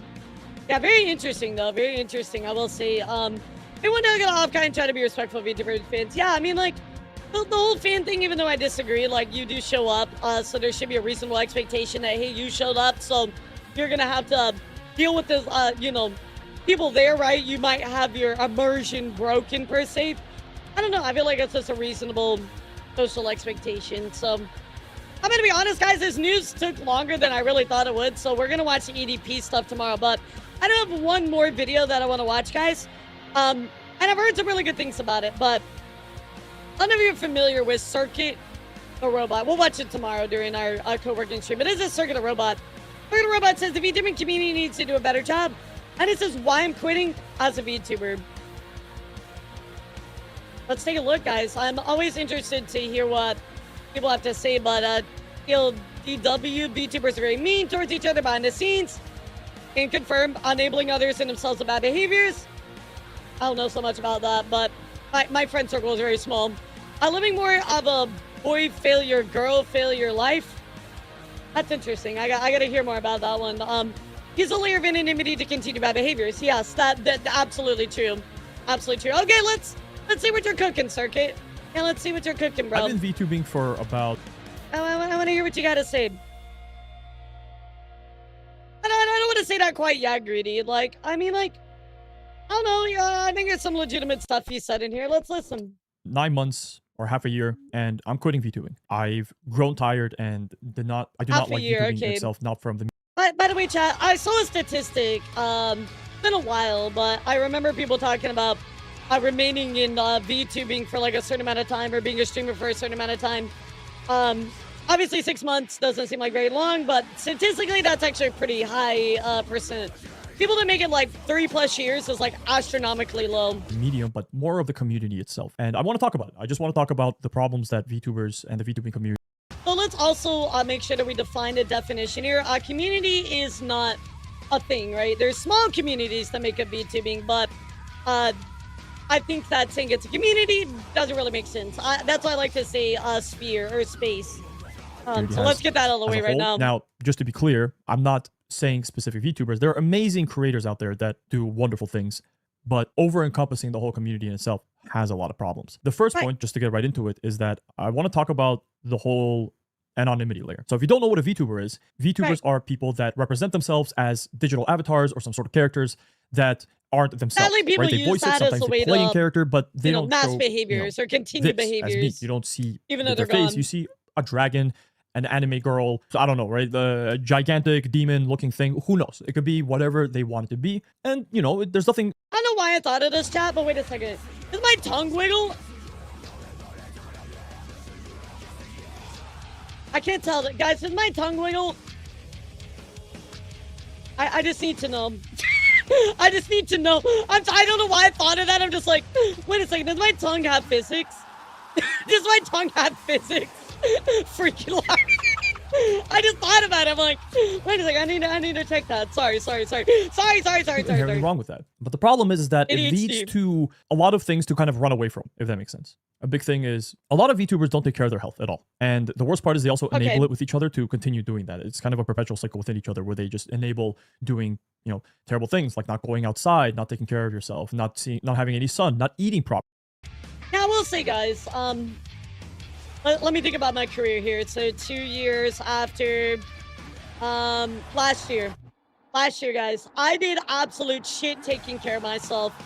I was awful, guys. I was not really taking good care of my body. I was struggling sleeping, all that kind of stuff, right? So I said I've had enough of this, right? And I started to, you know, before that I was working out very heavily. You guys remember, but I kind of fell off of it. So I started to take care of myself more, hydrate more, go to PT more, work out more if I can, try to do something more daily. I was constantly on Twitter all the time, guys. My mental health was in the tank. You know, looking at all this horrible news all the time, looking at all the shitty people all the time, saying all their BS, like, I was not doing good. And so I made a change, because I knew it was getting bad, and I took care of myself, right? But he is right in the sense that VTubers do a very bad job at taking care of themselves and don't touch grass. But I do want to say that there are good people that inspire people to do better, right? I'll be very straightforward and transparent about this. I was at some of my worst, and Rima actually said, Elara, you gotta take better care of yourself. You need to go outside, go touch grass more. And I took it seriously. I said, okay, you know what, Rima, you're right. And ever since I listened to what she said, my life improved. It's almost like advice helps you. Holy shit. But legitimately, I'm very thankful to her for that, for telling me, like, hey, like, you're too much online. You're literally like online too much, Elara. Step away, you know? Yeah, the anti-advice for real. But it's true. It's very, very true. Properly. There's a huge DoorDash culture where they constantly just order food. Some people eat McDonald's almost every day. It's not good. And unfortunately, You didn't drink your milk. Why should I? I hate it. You're going to be small and stunted forever if you keep using that stupid excuse! Shut up! I don't have to drink it if I don't wanna! I mean, this is entirely true, though. Like, I'll be very straightforward, guys. There's a while I was eating very unhealthily, and I was ordering DoorDash a lot more, right? I would order, like, a couple times a week, and that's not good for you guys. It's not good for you. But yeah, I mean, he's right in this. There is it's part of streamer culture, whether you're like a VTuber or not, right? It says, you're at your desk all day, you're sitting in front of a computer, you're not going outside, you live in front of a blue screen, and you gotta make a conscious effort to separate from that, you know? they do that. And they say, yeah, I did this thing. It's great. No, it isn't great. It is not good. But they get together and they say that it's totally okay and maybe they'll get better in the future, but they really don't. There's no pressure to do that. As a streamer, you don't get to worry about how you look physically. Yeah, now, I think I to the need next to point see of that, more. does your look really matter? Your look only matters to you, but your look also can signify some underlying issues that can be caused. A very big one, or two big ones, is anorexia and obesity. Now, I don't think anybody should be body shamed for how they look. Let me just be very clear. If you're obese, you're not a lesser person than anybody else. If you're anorexic, I used to be anorexic, actually. And I don't think there's any... I mean, like, yes, because you're a streamer, IRL looks don't really matter as much, but I think it only really, like, IRL looks matter to you, right? Like, that's the most important thing about it, right? So, like, if you want to make sure you're XYZ like me, like, I want to lose 5 pounds, so I lost 5 pounds, you know? Like, I went and worked out and did stuff. I mean, both things are unhealthy, but I don't know if I would say, in particular... Hey, Reba, what's up? How are you? We were just talking about you. We're literally just talking about you, Rima. But I do think that, necessarily saying, like, VTubing leads to that. I don't know, that's a pretty strong correlation. Yeah, I was saying, Rima, because this guy is talking about why he quit VTubing, right? I was talking about how about a year ago, I was in a very not good place. You might remember this, but I wasn't doing very well mentally. I wasn't really taking care of myself and touching grass. And I was telling my chat that you actually, I remember we had a phone call and you inspired me. You're like, Elara, like, you gotta go touch some grass. Like, get out there, like, live your life. And I'm like, Auntie Rima, you're absolutely right. And ever since that, I'm legitimately, like, I've touched grass more. I've, you know, try to go to things and do things on the weekend. I'm less online. I'm not terminally on Twitter, like, and it's really because it started with you, Rima. So thank you. I appreciate you. Like, that means a lot to me. My physical and mental health have been in a bad place long before I started VTubing. Yeah, I mean, and it's different, right? But I do think the correlation between saying, like, oh, VTubing means this. I don't know if that's what he's trying to do. We'll have to watch. But he swapped from calling me auntie to unk. Oh, sorry, unk. My bad. My bad. No, I mean, it did, honestly. Like, I started going out more, you know, taking care of myself, going to PT. So, you know, I really did. You think you shouldn't be judged for that, or because it's hard? It's hard to get out of that. It is very difficult. But I think there is a problem when you say you should continue being obese. You should continue being anorexic. It's yes, it is totally fine. This isn't body shaming anymore. This is enabling bad behavior. Just like how nobody. So I think his main argument is like VTubers like enable each other's bad behavior, but I mean, I'm gonna be so real with you, chat. I don't have that type of experience with me. My experience is people telling me how you can improve, how you can do better, pushing away from bad habits, right? So having those conversations. So yeah, I don't really know about that. I don't really know about that. Hit a pop and confirm they did not get bigger. Say waifus, I did no, chat. They know. You see that shit? They know. They're literally they're a boob connoisseur. I'm telling you. Well, you know, leader, unfortunately, I used to think it was a little bit better, but thank you. You're very sweet. Everybody should be judged. They should also receive some positive, Hey, push chatter. to say, hey, Hey, chatter. it's okay if you look like this, but you can improve. By the way, I'm sitting down again, guys. So sorry, my body was hurting really badly. So you see me wiggle, that's why. I did a big push in streamer culture in general for the past few years, promoting better health and self-care. Yeah, I don't want to draw a correlation between this and this yet. Yes, I'm sure there are people that are promoting bad behaviors to their friends, but I don't really know about all that. Yeah, we'll see if he's got some points. You can get better. I believe in you, right? Right. It's okay to be obese or anorexic right now, but you can get there, right? That's kind of like the steps that I would like to see other people have with their peers. And in the VTuber community especially, they just don't do that. And I don't know why. Because maybe there's less of a need. It's so weird to me because I'm going to be honest, my friends push me to do better. Yeah, so like, it's funny this is his experience because I've had the exact opposite experience, you know what I mean? Like, when I told some of my friends, I'm like, oh, like, you know, I want to lose 5 pounds. Like, I've been literally had people message me, like, how's it going? Like, what are you eating? Like, can you tell me? Like, you know what I mean? Like, I've had people, like, be part of that experience with me, so. To show how you look physically, I don't know. right? Especially how women need to have put on 50 millions of makeup because of societal standards or whatever it may be. But your physical aspect is your physical aspect. You should try to be healthy. That's the biggest thing. You should try to be healthy. But when everybody is just saying, nah, don't fucking worry about it, it's okay, there will be less of a push for you to change for the better. I think that is genuinely a problem that I only see. Of course, right? But then kind of continues into the whole girl failure, boy failure thing, which is something I've only learned recently. It's like I think it came from anime. It's some sort of cultural thing where I'm gonna be so real. Maybe this makes me like really stupid and ignorant, but I don't get the whole girl failure, boy failure thing. Like I don't get it.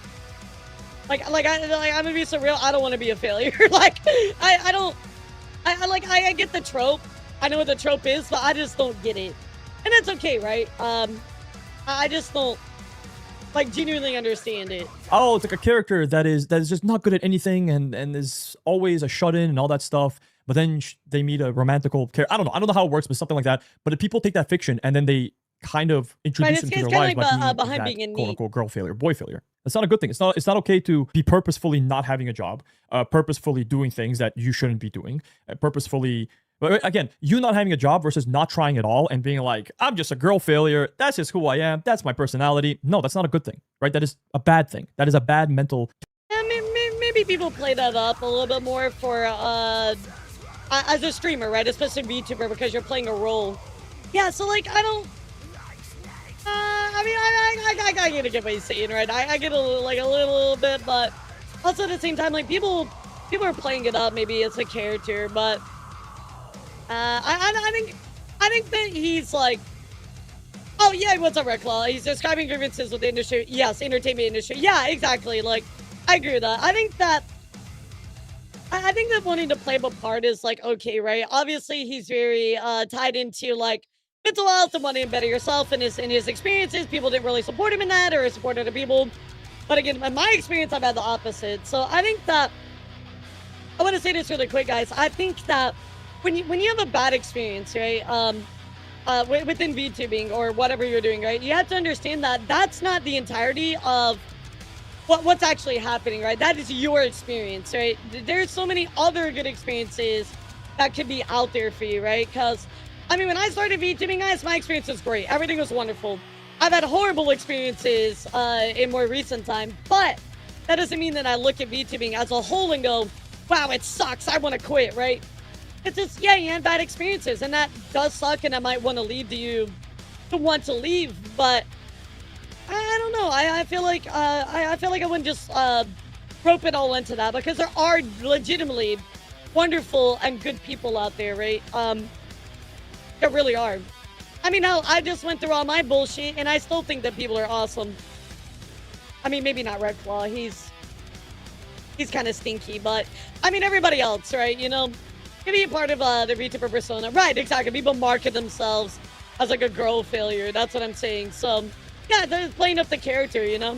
Kind of thing to have, which I find a lot of people have. There's a lot of people that are trying, and when they see people behave this way, I'm gonna beat you up if people would cheer me on. Bring it on, Red Claw! I got hands now, bro!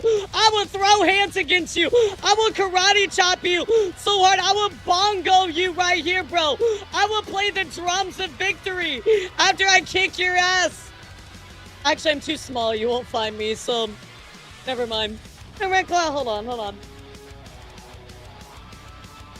I'm in duty, Red Claw. That's right. What? Okay, there you go. There you go. Elara ankle biter. Why is my leg so... Bro, why is my leg all fucked up? Why is my leg... I kicked so hard. My trackers are like, yeah, no, we're not doing that, bro. Sorry. Values the people that are trying hard to get away from that, because they become associated with the people that don't try at all. It's not good. We should be trying to push ourselves to be more better. And this is the job thing is like an example, right? Another one is like being an asshole towards each other. I know the VTubers are very mean towards each other. I don't know why. It always feels like on the surface level, everybody's so welcoming and so nice and whatever. But then once you get into the deep of it and you get your your hands a little bit dirtier and see what's going on in this, like, behind the scenes, VTubers are actually very mean towards each other. Again, not all. There are plenty of amazing VTubers, but a lot of them are pretty freaking mean. Pretty mean. Very mean girls, I've noticed. Very mean girls culture, which sucks. Again, we should... Look, we can confirm this. Anybody that's watched the news, you guys know this is a thing, right? People are mean to each other. People are toxic behind the scenes. You know, right now, guys, I check my Discord, and Red Claw's like, you're a stupid, stinky, short elf. Also, you're dumb, and your brain cells are equivalent to 1. You know what I mean, guys? It's so toxic here, but... You know, we continue on. We think the best in people, and we love them for who they are. You know, I think that we should all follow like the golden rule of treat others like you treat yourself, or how others will treat you. You know, stuff like that. I mean, did I lie? You did truth. You did truth, Red Claw. You try to be as nice as you can, right? You should also call people out for their bullshit and try to, you know, uplift each other all together. That's like a big thing. And yeah, I think like the layer of anonymity is very enabling towards, you know, towards each other. Every VTuber seems to be enabled by more bad behaviors, because instead of... Now, the stuff he said so far, I'm like, yeah, they're toxic behind the scenes. The other stuff is kind of like, I think you just had a bad experience, right? But this right here is absolutely true. I mean, how many times did Amaryllis Blue come back, guys? Amaryllis Blue came back more times than fucking Dio himself. Like, this is somebody using anonymity to their absolute benefit. You know what I mean? Like, I mean, assholes to each other, this is part of the entertainment industry, right? Exactly. Oh, Amaryllis Bloom? Don't you know? Everybody's Amaryllis Bloom. Yeah, you didn't know that? This is the VTuber that pretended to die. Yeah, I think Rima actually has a good video on it. You should watch it. But, yeah, Amaryllis Bloom was the VTuber that pretended to die and then had, like, their own agency that was all made up of members that were themselves. Yeah, it's wild. It was a wild story. Yeah, it was a wild story. Yeah, I remember reporting on him, like, our joke was everybody's Amaryllis Bloom. Yeah, somehow Palpatine returned, like... Of doing something about, like, some problems that they have, they can just hide it. Sweep it under the rug. Now, don't get me wrong. There are plenty of VTubers that, again, use it as a medium. Or sometimes they use anonymity is important, too.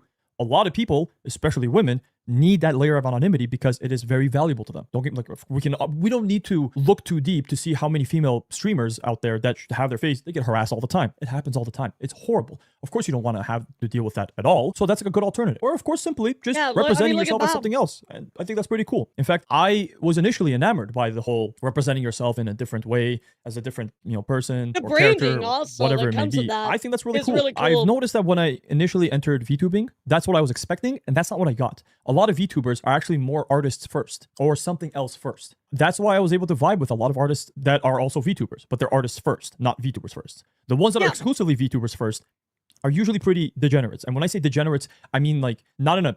It's gonna sound like I'm saying what I mean saying because I kind of am. But at the same time, they're kind of degenerating themselves. Like I would at least argue like I wouldn't say I'm a musician first, but like that's crazy. That's crazy, bro. That's crazy. They're degenerating their body. They're doing things that ruin their body, their mental health, their physical health, everything. They just do things that is not great for you at all. And then I think if you continue doing those behaviors and other people enable you in, you then kind of become into the community. People will welcome you if you do more of those kind of things. If you be more of an asshole towards other people, if you do this towards other people, you do that towards other people. I'm gonna be honest, as somebody that is left-leaning, I feel like the left part of the VTuber community holds people at such a high standard that if you like very slightly make a mistake, you're done. You know what I mean? Like, so yeah, it feels very like purist to me. You know what I mean? So I don't know about that one, bro. I'm gonna have to disagree with you on that. Like, yeah, people that treat each other like that, I don't typically think they're like super welcome. Just saying, yeah, I mean, if you're like a little degenerate, yeah, sure, but maybe a little bit. I don't know. It's not great. So the promoting of bad habits is so. not something, both physical, mental, towards other people, not great. And I will say this as well, as I've noticed there's a clique culture, which is something I've learned only as I entered this community is, if you guys don't know, clique culture is people that, it's high school table behavior. Everybody has some sort of a table, they have their sort of friend groups. But right? I mean, it's a clique, that's right? the mean entertainment girls, industry the jocks, as a whole. This, that, whatever, That's right? everywhere. It's kind of like, it's basically that. And you cannot usually get into those groups unless of different circumstances. Because of that, it becomes very isolating almost immediately when those, when new VTubers come in and they want to be a part of the community, they immediately just get shut out. And then sometimes they'll. So this is something that I had talked about not too long ago in one of my own tweets, and I'm like, I think people want to fit in so much into their own place or their own clique or anything like that, right? I think the best thing you can do, guys, is form your own path. People, when you form your own path and you stand for who you are, people will follow, right? People will want to be around you because they enjoy who you are or enjoy what you do, your actions, your words, etc. So I think that you have to, I think it means degenerate is unhealthy, getting worse. Oh, okay, all right, I got you. You need to forge your own path, right? When you forge your own path, people will follow. I think that's the best way to be, I'm going to be honest, because if you're trying to fit in too much with other people, it's never going to work out for you, like, yes, you might make some friends, but they're not going to be your lifelong friends. They're not going to be people that stick around. I think I can literally say for everybody that's ever, been to school, right? Like middle school, high school, we all know this, right? If you try to fit in with people, you try to change yourself, be something that you're not, be pure to who you are, be yourself, and people will follow that. People will respect you for that, legitimately. Those cultures or those people, those groups make fun of others for no reason too. That's the worst part. A lot of the time they just make fun of them for no reason. It's really mean. Everyone's just super mean towards each other. I don't know why. So now more towards me personally. I think I'm more maybe is like a culture war thing. Yeah, I think I'm gonna be more of a culture war thing, because especially in Twitter, right? Like, you're like, oh man, the blue sky looks so good today. And people are like, no, that's purple. How dare you? You know what I mean? But yeah, I think it's maybe more like a Twitter thing, right? Reddit, a little bit, but not as much. I think there's two really defining factors that a lot of people don't acknowledge. And maybe Red Claw would agree with me because he's been around for a while. But number one, Twitter does not make up the VTuber sphere. If you think that Twitter is the entirety of the VTuber sphere, you were so wrong, because everything that happens outside of Twitter is really the VTuber sphere. Yes, it's front-facing and you see Twitter more, but that's not what is actually going on. Yeah, like, Twitter's crazy, so whatever is going on out there in Twitter, that's not what actually is going on. I'll be honest, guys, I think more what I see on Reddit is a little bit more actualized with most people's real opinions on stuff, which is kind of wild to say, but legitimately, when I go on Twitter and I look at stuff, I'm like, okay. Yeah, Twitter's actual effect on the greater VTuber sphere is maybe 1 to 2%, right? Like, for instance, when you go to YouTube, right, and there's bigger people on YouTube talking about an issue, right? That has a lot more effect. When XYZ VTuber says, oh, this person did this and this, go support them, right? That has such a strong effect compared to, like, Twitter, for instance. I don't want to be a VTuber because of all of those points. I also don't want to be a VTuber because I want to do things more in real life. Sometimes I want to. I think honestly, for this guy here, Circuit Live, I think that maybe just VTubing as a thing wasn't for you, and that's okay, bro. That's totally fine. I think that if I were gonna talk to him right now, I'd be like, hey, I don't think you should quit VTubing. I think you should give it a try, but try again. But instead of focusing more on how other people are being, forge your own path, right? Because people are gonna do what they do. They're gonna do their bullshit and be shitty and whatever else, right? But if you're so focused on that instead of being yourself and doing what makes you shine and you special, I think you're gonna lose out. There's a lot of people that are constantly focused on what everybody else is doing, right? Are constantly making Twitter posts, attacking them for their opinions, or finding whatever else, right? Constantly finding some reason to disagree with others, and they're never focused on their own content or their own selves, right? Their own self-growth, etc., right? And it's a very dangerous place to be, because if you're always looking over there, you're never looking here at yourself. And I think that that's a distractor, and that's something that a lot of people fall for, sadly. And I think that that's something that you have to look at and try to get away from. Focus on yourself. Yeah, because really at the end of the day, you're going to be what makes yourself successful. Yes, you might have somebody shout you out or attribute to that in some way, shape, or form, but all those outside circumstances, extenuating, right? You have to focus on yourself and make yourself better to succeed. Just do things in the house. I want to do things outside the house. I want to do things that are more with my body. I don't need to worry about anonymity. I get that. And to be honest, VTubers do care about anonymity, because if you show your face, you're kind of breaking an illusion. I've noticed that. In fact, there's drama right now happening with Bao, some sort of VTuber, I think it's a whale, where she's just getting shit because she showed her face. That's a little dumb. Everyone's saying, oh, my immersion is broken. Buddy, we are not fictional characters. I hate to break it to you. I understand the layer of immersion, but... collab with me and settle your differences once and for all, please.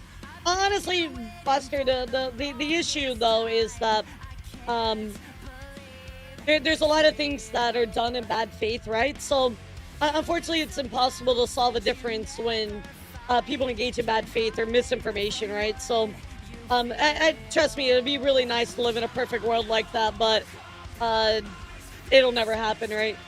At the same time, if you really want people to create things in character, you go watch a YouTube video where they edit things, put things down, not stream. Streaming is very difficult to do on a constant basis where you're trying to not show yourself at all, right? People want to change, and unfortunately, because other streamers don't reveal themselves because they find it as a business suicide at times. A lot of you creators have amazing ideas that they want to do in real life, but they just can't because if they know that they might have to show their face, or even a risk of showing their face, or maybe a portion of their face. And if that happens, it's off the table. It sucks.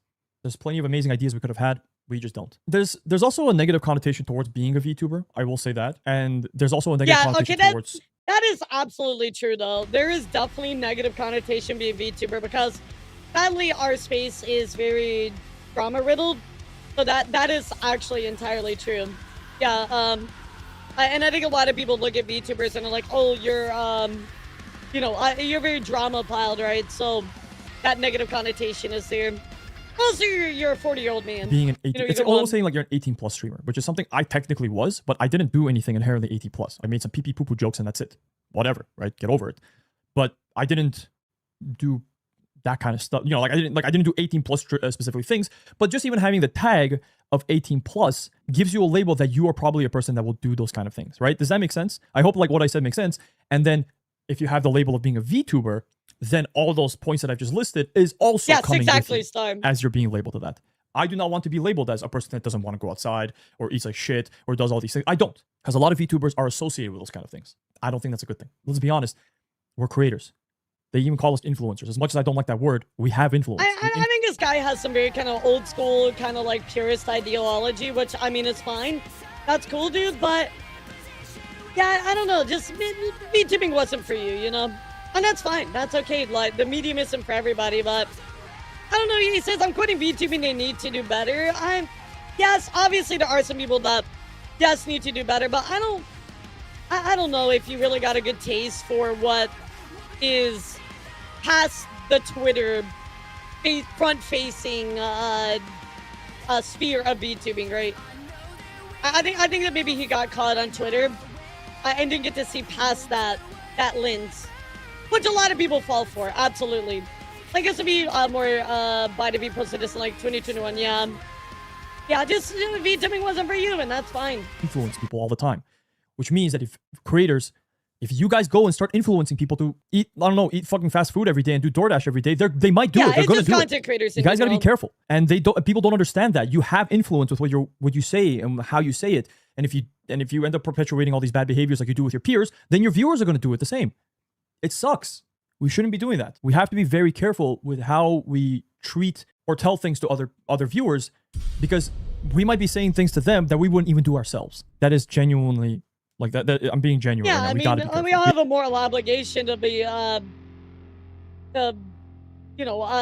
be kind to our viewers, and also like, share things that they're not going to harm themselves or things like that. Or you guys. I think it's just about moral obligation at this point. I will say, as a creator and as what I used to be a VTuber, I'm a very lucky person. I was friends, or am friends, with a lot of artists. 3D, 2D, whatever you name it. I'm a very lucky guy. All other VTubers did not have the same luxury as me. Yeah, I got my model for free. I think that like, if I was to think about it, his experience was like, it was very small, right, within the VTuber community, or sphere, I'm sorry.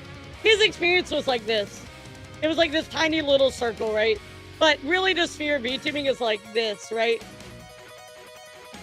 I think he just got a small snippet in his half a year, and he didn't really get to see more of it.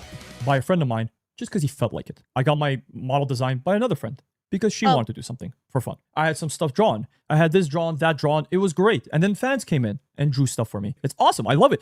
Right. Other people don't have that luxury. So a lot of VTubers have a huge financial entrance. They just have to spend like $5,000, $10,000, $15,000, whatever it may be, for a model. Now, of course, a lot of creators are going to say you don't have to do that, which I agree. But VTubers have this layer of almost it's like unwritten rules or things that you should be doing as a VTuber, and those are one of those things. You have to have a beautiful model, like an amazingly, wonderfully crafted model. You have to. I don't know why that exists. I think.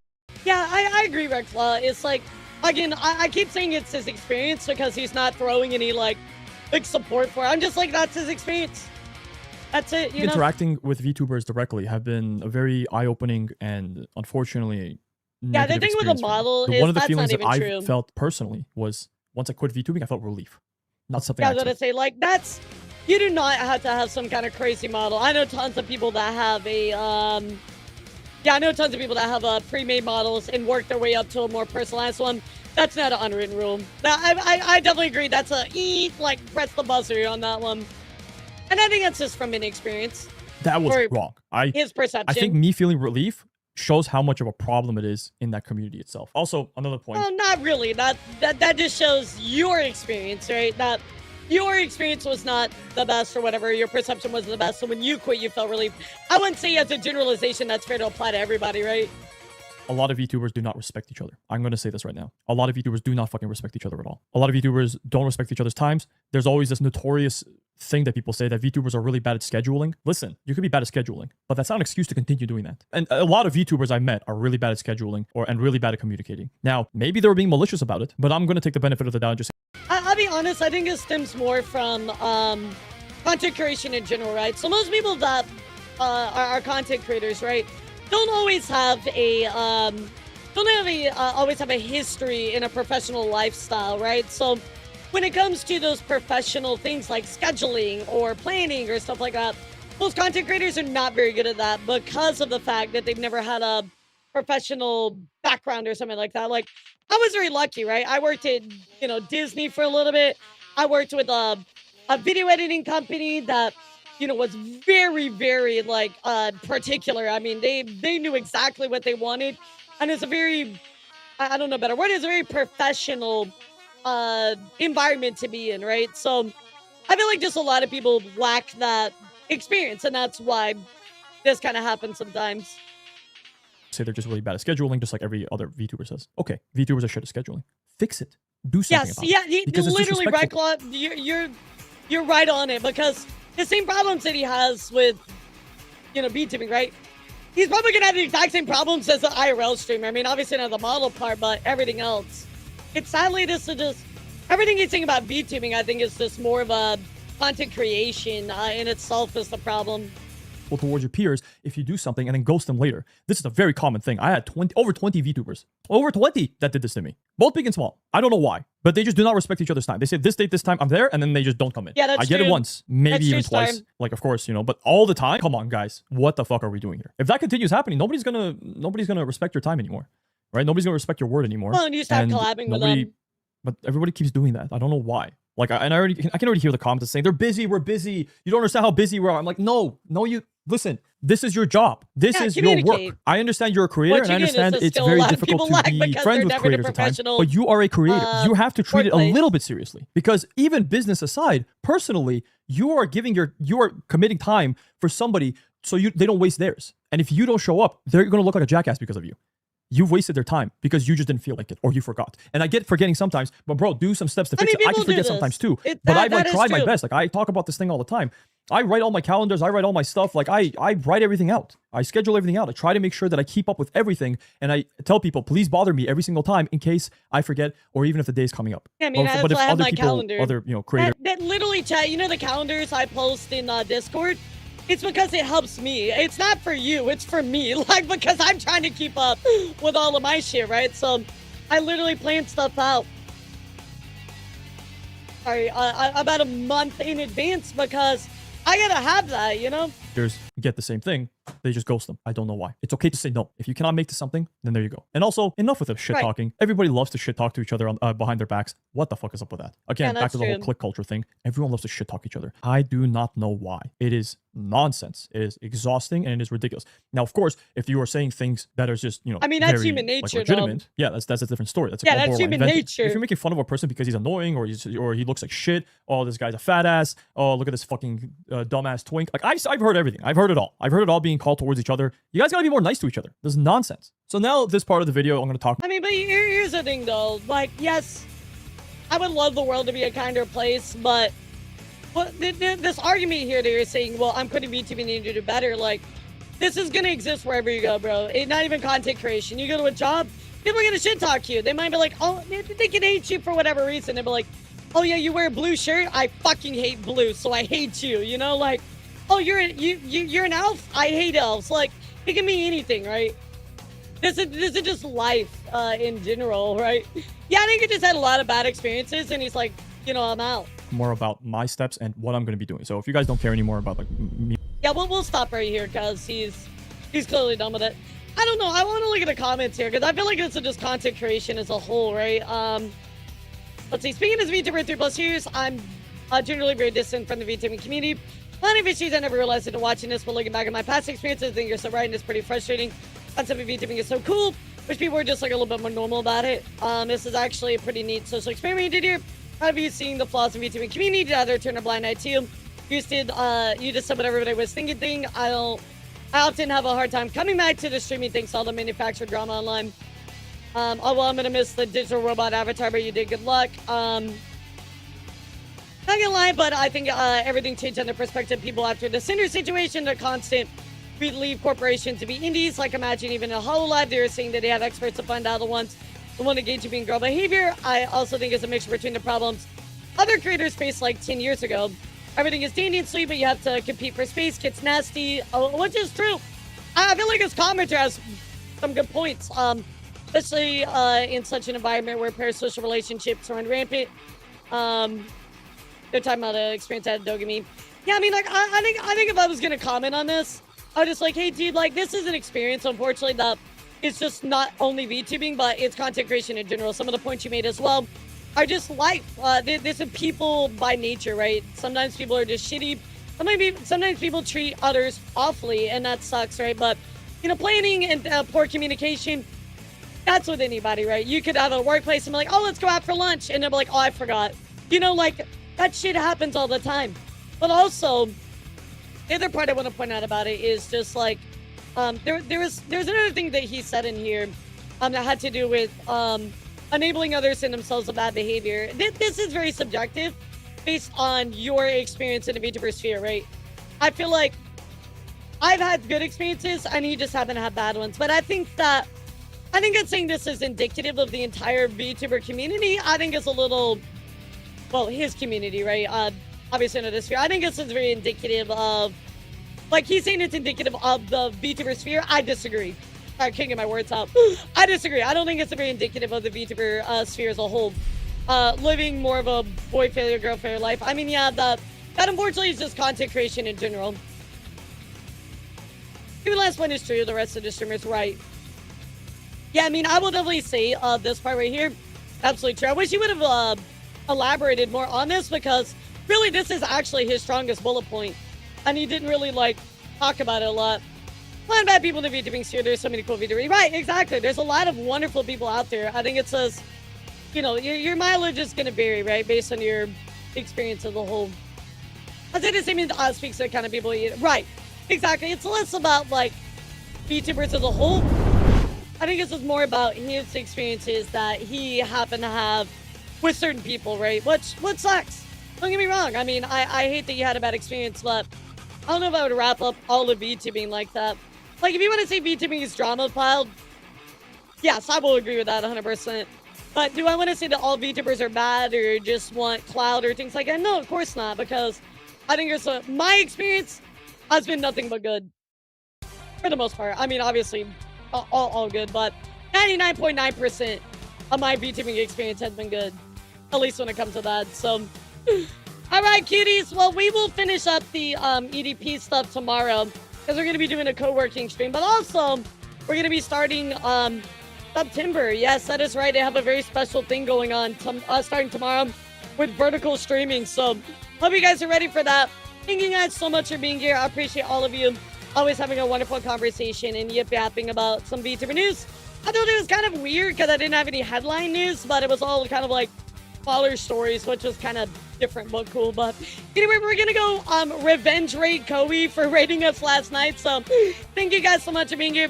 I will see you all tomorrow. Like I said, we got a co-working streamer also gonna be hanging out with Lulu and a bunch of other friends. We're gonna be playing, I believe, is it Peak? I don't remember. No, Mecha Chameleon, sorry. Yeah, Peak is next week. So I'll see you guys then. Have a lovely rest of your day. Take care, all right, guys? Bye, everybody. I'll see you tonight for community night, too. Yeah, we're going to be watching Hunchback of Notre Dame. So come on by for that. That'll be great. Bye. See you later, YouTube. Yeah, I wanted to watch Hunchback, so now I have a good excuse. So